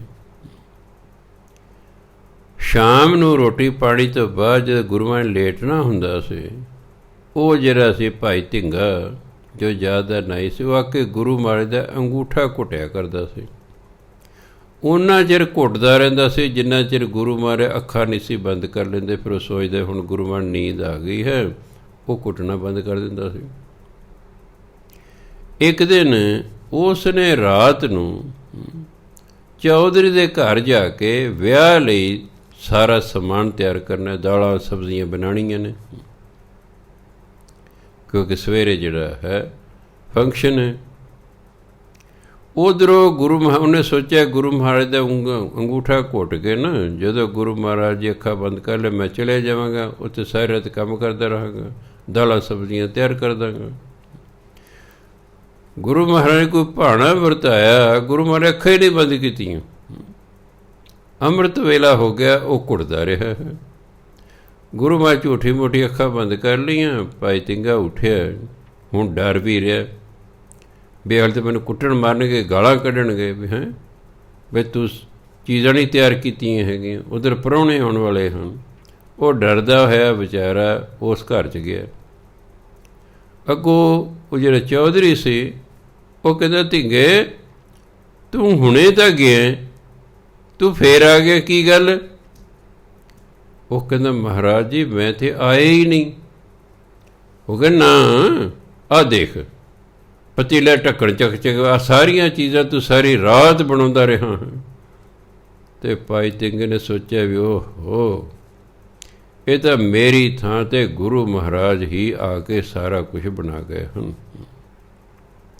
ਸੋ ਇਸ ਤਰ੍ਹਾਂ ਗੁਰੂ ਮਹਾਰਾਜ ਆਪਣੇ ਸਿੱਖਾਂ ਦੇ ਗੁਪਤ ਤੌਰ 'ਤੇ ਕਾਰਜ ਸਵਾਰਦੇ ਰਹਿੰਦੇ ਹਨ। ਇਸ ਤਰ੍ਹਾਂ ਸਮਾਂ ਬੀਤਦਾ ਗਿਆ। ਬਾਬਾ ਅਮਰਦਾਸ ਜੀ ਨੂੰ 12 ਸਾਲ ਹੋ ਗਏ ਸੇਵਾ ਕਰਦੇ ਹਨ ਗੁਰੂ ਮਹਾਰਾਜ ਦੇ ਦਰ 'ਤੇ। ਉਹ ਹਰ ਰੋਜ਼ ਪਾਣੀ ਦੀ ਗਾਗਰ ਗੋਇੰਦਵਾਲ ਤੋਂ ਲਿਆ ਕੇ ਖਡੂਰ ਸਾਹਿਬ ਲਿਆਉਂਦੇ ਸਨ ਅਤੇ ਗੁਰੂ ਮਹਾਰਾਜ ਦਾ ਇਸ਼ਨਾਨ ਕਰਾਇਆ ਕਰਦੇ ਸਨ। ਇੱਕ ਦਿਨ ਕੀ ਹੋਇਆ, ਸਰਦੀਆਂ ਦਾ ਮੌਸਮ ਹੈ, ਬਾਬਾ ਅਮਰਦਾਸ ਜੀ ਮਹਾਰਾਜ ਨੇ ਗਾਗਰ ਚੁੱਕੀ ਹੋਈ ਹੈ। ਗਾਗਰ ਦੇ ਵਿੱਚ ਇੱਕ ਸਿਫਤ ਹੁੰਦੀ ਹੈ ਕਿ ਜੇ ਡਿੱਗ ਵੀ ਪਏ ਤਾਂ ਇਹਦੇ ਵਿੱਚ ਉਹ ਚੀਜ਼ ਬਹੁਤ ਘੱਟ ਡੁੱਲਦੀ ਹੈ, ਕਿਉਂਕਿ ਇਹਦਾ ਗਲ ਇਸ ਪ੍ਰਕਾਰ ਦਾ ਬਣਿਆ ਹੁੰਦਾ। ਹੁਣ ਗਲਾਸ ਡੁੱਲ ਜਾਏ ਸਾਰੇ ਦਾ ਸਾਰਾ ਪਾਣੀ ਡੁੱਲ ਜਾਂਦਾ। ਉਹ ਗਾਗਰ ਦੀ ਬਣਤਰ ਹੀ ਐਸੀ ਬਣਾਈ ਹੋਈ ਹੈ। ਹੁਣ ਜੇ ਤੁਸੀਂ ਮੰਨ ਲਓ ਬਾਲਟੀ 'ਚ ਧਾਰ ਚੋ ਰਹੇ ਹੋ ਅਤੇ ਡੰਗਰ ਨੇ ਲੱਤ ਮਾਰਤੀ, ਸਾਰਾ ਦੁੱਧ ਡੁੱਲ ਜੂਗਾ। ਅਤੇ ਜੇ ਗਾਗਰ ਦੇ ਵਿੱਚ ਜਿਹਨੂੰ ਦੋਹਣਾ ਵੀ ਕਹਿੰਦੇ, ਉਸ 'ਚ ਧਾਰ ਚੋ ਰਹੇ ਹੋ ਅਤੇ ਜੇ ਲੱਤ ਮਾਰੇਗਾ ਥੋੜ੍ਹੇ ਦੁੱਧ ਡੁੱਲੇਗਾ, ਬਾਕੀ ਬਚ ਜਾਂਦਾ ਹੈਗਾ। ਉਹ ਗਾਗਰ ਲੈ ਕੇ ਆ ਰਹੇ ਸਨ, ਅੱਗੋਂ ਤੇਜ਼ ਹਵਾ ਸ਼ੁਰੂ ਅਤੇ ਬੱਦਲ ਬਣ ਗਏ। ਹਵਾ ਨੇ ਮਾਰਿਆ ਧੱਕਾ, ਜਦੋਂ ਖਡੂਰ ਸਾਹਿਬ ਦੇ ਨੇੜੇ ਉੱਥੇ ਜੁਲਾਹਿਆਂ ਦੀ ਖੱਡੀ ਸੀ, ਆਪ ਜੀ ਦਾ ਪੈਰ ਉਹ ਖੱਡੀ ਜਿਹੜਾ ਕਿੱਲਾ ਸੀ ਉਹਦੇ ਨਾਲ ਗਿਆ ਅੜ, ਬਾਬਾ ਅਮਰਦਾਸ ਜੀ ਦਾ, ਉਹ ਡਿੱਗ ਪਏ। ਗਾਗਰ ਵੀ ਜਦੋਂ ਧਰਤੀ 'ਤੇ ਡਿੱਗੀ, ਖੜਕਾ ਹੋਇਆ। ਜੁਲਾਹਾ ਜਾਗਿਆ ਅਤੇ ਜੁਲਾਹੀ ਨੂੰ ਪੁੱਛਦਾ, ਇਹ ਖੜਕਾ ਕਾਹਦਾ ਹੋਇਆ? ਉਹ ਉੱਚੀ ਦੇਣੇ ਕਹਿੰਦਾ ਹੁਣ ਅਮਰੂ ਨਥਾਵਾਂ, ਇਹ ਕੁੜਮਾਂ ਦੇ ਘਰ ਆ ਕੇ ਪਾਣੀ ਢੋਂਦਾ ਰਹਿੰਦਾ ਹੈ। ਕਿਉਂਕਿ ਗੁਰੂ ਅੰਗਦ ਦੇਵ ਜੀ ਮਹਾਰਾਜ ਅਤੇ ਬਾਬਾ ਅਮਰਦਾਸ ਜੀ ਮਹਾਰਾਜ ਆਪਸ 'ਚ ਕੁੜਮ ਸਨ, ਕੁੜਮਾਂ ਦੇ ਪਾਣੀ ਢੋਂਦਾ ਰਹਿੰਦਾ। ਬਾਬਾ ਅਮਰਦਾਸ ਜੀ ਉੱਠੇ, ਗਾਗਰ ਫਿਰ ਸਿਰ 'ਤੇ ਰੱਖੀਏ ਅਤੇ ਸਹਿਜ ਸੁਭਾ ਕਿਹਾ, ਕਮਲੀਏ ਮੈਂ ਨਿਥਾਵਾਂ ਨਹੀਂ ਹਾਂ, ਮੈਂ ਥਾਂ ਵਾਲਾ ਹਾਂ। ਇਹ ਕਹਿ ਕੇ ਉੱਤੇ ਚਲੇ ਗਏ ਅਤੇ ਉਹ ਸੱਚੀ ਜੁਲਾਈ ਕਮਲੀ ਹੋ ਗਈ। ਜਾ ਕੇ ਗੁਰੂ ਮਹਾਰਾਜ ਨੂੰ ਇਸ਼ਨਾਨ ਕਰਾਇਆ ਉਹਨਾਂ ਨੇ, ਕੁਛ ਨਹੀਂ ਦੱਸਿਆ ਵੀ ਮੇਰੇ ਨਾਲ ਐਂ ਕਿਹਾ ਜੇ ਮੈਨੂੰ ਆਹ ਹੋਇਆ। ਦਿਨ ਚੜ੍ਹਿਆ ਅਤੇ ਜੁਲਾਹਾ ਆਪਣੀ ਕਮਲੀ ਘਰ ਵੱਲ ਲੈ ਕੇ ਗੁਰੂ ਮਹਾਰਾਜ ਦੇ ਦਰਬਾਰ 'ਚ ਆ ਗਿਆ। ਕਹਿ ਜੀ ਇਸ 'ਤੇ ਕਿਰਪਾ ਕਰੋ, ਤੁਹਾਡੇ ਸੇਵਕ ਨੇ ਇਹਨੂੰ ਸ਼ਰਾਪ ਦੇ ਦਿੱਤਾ। ਜਦੋਂ ਗੁਰੂ ਮਹਾਰਾਜ ਸਾਰੀ ਗੱਲ ਦਾ ਪਤਾ ਲੱਗਾ ਤਾਂ ਗੁਰੂ ਮਹਾਰਾਜ ਨੇ ਸੋਚਿਆ ਕਿ ਇਹਨਾਂ ਨੂੰ ਗੁਰਗੱਦੀ ਦਿੱਤੀ ਜਾਵੇ। ਉੱਧਰ ਸਮਾਂ ਆ ਗਿਆ 1552 ਈਸਵੀ। 1504 ਈਸਵੀ ਦੇ ਵਿੱਚ ਗੁਰੂ ਅੰਗਦ ਦੇਵ ਜੀ ਮਹਾਰਾਜ ਦਾ ਪ੍ਰਕਾਸ਼ ਹੋਇਆ ਅਤੇ 1552 ਈਸਵੀ ਆ ਗਈ ਹੈ ਅਤੇ ਬਾਬਾ ਅਮਰਦਾਸ ਜੀ ਨੂੰ 12 ਸਾਲ ਹੋ ਗਏ ਸੇਵਾ ਕਰਦਿਆਂ। ਉਹਨਾਂ ਦੀ ਸੇਵਾ 'ਤੇ ਖੁਸ਼ ਹੋ ਕੇ ਗੁਰੂ ਅੰਗਦ ਦੇਵ ਮਹਾਰਾਜ ਨੂੰ 12 ਵਰ ਦਿੱਤੇ ਅਤੇ ਬਾਬਾ ਬੁੱਢਾ ਜੀ ਨੂੰ ਸੁਨੇਹਾ ਭੇਜਿਆ ਵੀ ਤੁਸੀਂ ਆਓ, ਅਸੀਂ ਕੱਲ੍ਹ ਨੂੰ ਬਾਬਾ ਅਮਰਦਾਸ ਨੂੰ ਗੁਰਗੱਦੀ ਦੇਣੀ ਹੈ। ਅਤੇ 1552 ਈਸਵੀ ਨੂੰ ਗੁਰੂ ਅੰਗਦ ਦੇਵ ਜੀ ਮਹਾਰਾਜ ਨੇ ਬਾਬਾ ਅਮਰਦਾਸ ਜੀ ਨੂੰ ਗੁਰੂ ਬਣਾ ਦਿੱਤਾ ਅਤੇ ਉਸ ਤੋਂ ਬਾਅਦ ਫਿਰ ਆਪ ਜੀ ਗੁਰੂ ਅਮਰਦਾਸ ਹੋ ਗਏ ਅਤੇ ਗੁਰੂ ਅੰਗਦ ਦੇਵ ਜੀ ਮਹਾਰਾਜ ਜੋਤੀ ਜੋਤ ਸਮਾ ਗਏ। ਉਹਨਾਂ ਨੇ ਵੀ ਬਾਣੀ ਲਿਖੀ ਹੈ, ਉਹਨਾਂ ਸਿਰਫ ਸ਼ਲੋਕ ਲਿਖੇ ਨੇ। ਗੁਰੂ ਅੰਗਦ ਦੇਵ ਮਹਾਰਾਜ 63 ਸ਼ਲੋਕ ਲਿਖੇ ਨੇ। ਉਹ 63 ਦੇ 63 ਸ਼ਲੋਕ ਗੁਰੂ ਗ੍ਰੰਥ ਸਾਹਿਬ ਦੇ ਵਿੱਚ ਦਰਜ ਹਨ। ਗੁਰੂ ਗ੍ਰੰਥ ਦੇ ਵਿੱਚ 22 ਵਾਰਾਂ ਨੇ। ਵਾਰਾਂ ਦੇ ਨਾਲ ਜਿੱਥੇ ਪੌੜੀ ਹੁੰਦੀ ਹੈ ਉੱਥੇ ਸ਼ਲੋਕ ਵੀ ਨੇ। ਕਿਸੇ ਨਾਲ ਪੌੜੀ ਨਾਲ ਇੱਕ ਸ਼ਲੋਕ ਲਾਇਆ, ਕਿਸੇ ਨਾਲ 2 ਸ਼ਲੋਕ ਲਾਏ ਹਨ। ਇਸ ਤਰ੍ਹਾਂ ਇਹ ਪੌੜੀਆਂ ਦੇ ਨਾਲ ਵਾਰਾਂ ਦੇ ਵਿੱਚ ਗੁਰੂ ਅੰਗਦ ਦੇਵ ਜੀ ਮਹਾਰਾਜ ਦੇ ਸ਼ਲੋਕ ਜੁੜੇ ਹੋਏ ਹਨ। ਸੋ ਇਸ ਪ੍ਰਕਾਰ ਹੈਣ ਤੇ ਸ਼ੁਰੂ ਤੋਂ ਧਾਰਮਿਕ ਸਨ, ਇਸ 'ਚ ਕੋਈ ਸ਼ੱਕ ਨਹੀਂ। ਪਰ ਦੇਖੋ ਕਿੱਥੋਂ ਸ਼ੁਰੂ ਕਰਕੇ ਕਿੱਥੇ ਪਹੁੰਚ ਗਏ। ਇਹ ਜਿਹੜੇ ਮਹਾਨ ਰੂਹਾਂ ਨੇ, ਇਹਨਾਂ ਦੀ ਜਿਹੜੀ ਜੀਵਨ ਦੀ ਘਟਨਾਵਾਂ ਨੇ, ਇਹ ਸਾਨੂੰ ਬਹੁਤ ਵੱਡੀ ਪ੍ਰੇਰਨਾ ਦੇ ਸਕਦੀਆਂ ਹਨ ਕਿ ਉਹ ਵੀ ਦੁਕਾਨਦਾਰੀ ਛੱਡਣਾ। ਆਖਰਕਾਰ ਇੱਕ ਦੁਕਾਨਦਾਰ ਸੇਵਾ ਕਰਦਾ ਹੋਇਆ, ਭਜਨ ਬੰਦਗੀ ਕਰਦਾ ਹੋਇਆ ਗੁਰੂ ਬਣ ਸਕਦਾ ਹੈ। ਤਾਂ ਸਿੱਖਾਂ ਦਾ ਵੀ ਫਰਜ਼ ਬਣਦਾ ਹੈ ਕਿ ਉਹਨਾਂ ਦੇ ਜੀਵਨ ਤੋਂ ਸਿੱਖਿਆ ਲੈਣ, ਉਹਨਾਂ ਸਿੱਖਿਆਵਾਂ 'ਤੇ ਅਮਲ ਕਰਨ, ਆਪਣੀ ਕਿਰਤ ਕਰਨ, ਵੱਧ ਤੋਂ ਵੱਧ ਭਜਨ ਬੰਦਗੀ ਕਰਕੇ ਆਪਣੇ ਜੀਵਨ ਨੂੰ ਸਫਲਾ ਕਰਨ। ਤਾਂ ਹੀ ਦਿਨ ਮਨਾਉਣ ਦਾ ਆਨੰਦ ਹੁੰਦਾ ਹੈ, ਤਾਂ ਹੀ ਗੁਰੂ ਮਹਾਰਾਜ ਨੂੰ ਖੁਸ਼ੀ ਹੁੰਦੀ ਹੈ ਕਿ ਮੇਰੇ ਸਿੱਖ ਮੇਰਾ ਪ੍ਰਕਾਸ਼ ਦਿਹਾੜਾ ਨਹੀਂ ਮਨਾ ਰਹੇ, ਮੇਰੀਆਂ ਸਿੱਖਿਆਵਾਂ 'ਤੇ ਅਮਲ ਵੀ ਕਰ ਰਹੇ ਹਨ। ਫਿਰ ਅਸਲ 'ਚ ਖੁਸ਼ੀ ਮਿਲਦੀ ਹੈ। ਪਰ ਇਸ ਸਾਲ ਦੇ ਹਾਲਾਤ ਕਰੋਨਾ ਕਾਰਨ ਖਰਾਬ ਰਹੇ ਨੇ ਅਤੇ ਉਹਨਾਂ ਦੇ ਦਿਨ ਮਨਾਉਣ ਦੀਆਂ ਸਿਰਫ ਫਾਰਮੈਲਿਟੀਆਂ ਹੀ ਗੁਰਦੁਆਰੇ 'ਚ ਕੀਤੀਆਂ ਗਈਆਂ ਹਨ। ਸੋ ਅਸੀਂ ਵੀ ਇਹ ਰਿਲੇਅ ਕੀਤਾ ਪ੍ਰੋਗਰਾਮ ਵਿੱਚ ਸੰਗਤ ਘਰਾਂ 'ਚ ਬੈਠੀ ਹੈ, ਉਹਨਾਂ ਨੂੰ ਗੁਰੂ ਅੰਗਦ ਦੇਵ ਜੀ ਮਹਾਰਾਜ ਦੇ ਜੀਵਨ ਬਾਰੇ ਥੋੜ੍ਹਾ ਬਹੁਤਾ ਗਿਆਨ ਹੋ ਜਾਏ, ਇਸ ਲਈ ਕਥਾ ਵਾਰਤਾ ਹੋਈ ਹੈ। ਸੋ ਸਾਧ ਸੰਗਤ ਜੀ, ਸਮਾਂ ਹੋ ਗਿਆ। ਕਥਾ ਵਾਰਤਾ ਕਰਦੇ ਨੇਕਾ ਭੁੱਲਾ ਚੁੱਕਾ ਹੋ ਗਏ, ਦਾਸ ਕੇ ਮੰਦਰ ਜਾ ਚੁੱਕਾ। ਵਾਹਿਗੁਰੂ ਜੀ ਕਾ ਖਾਲਸਾ, ਵਾਹਿਗੁਰੂ ਜੀ ਕੀ ਫਤਿਹ।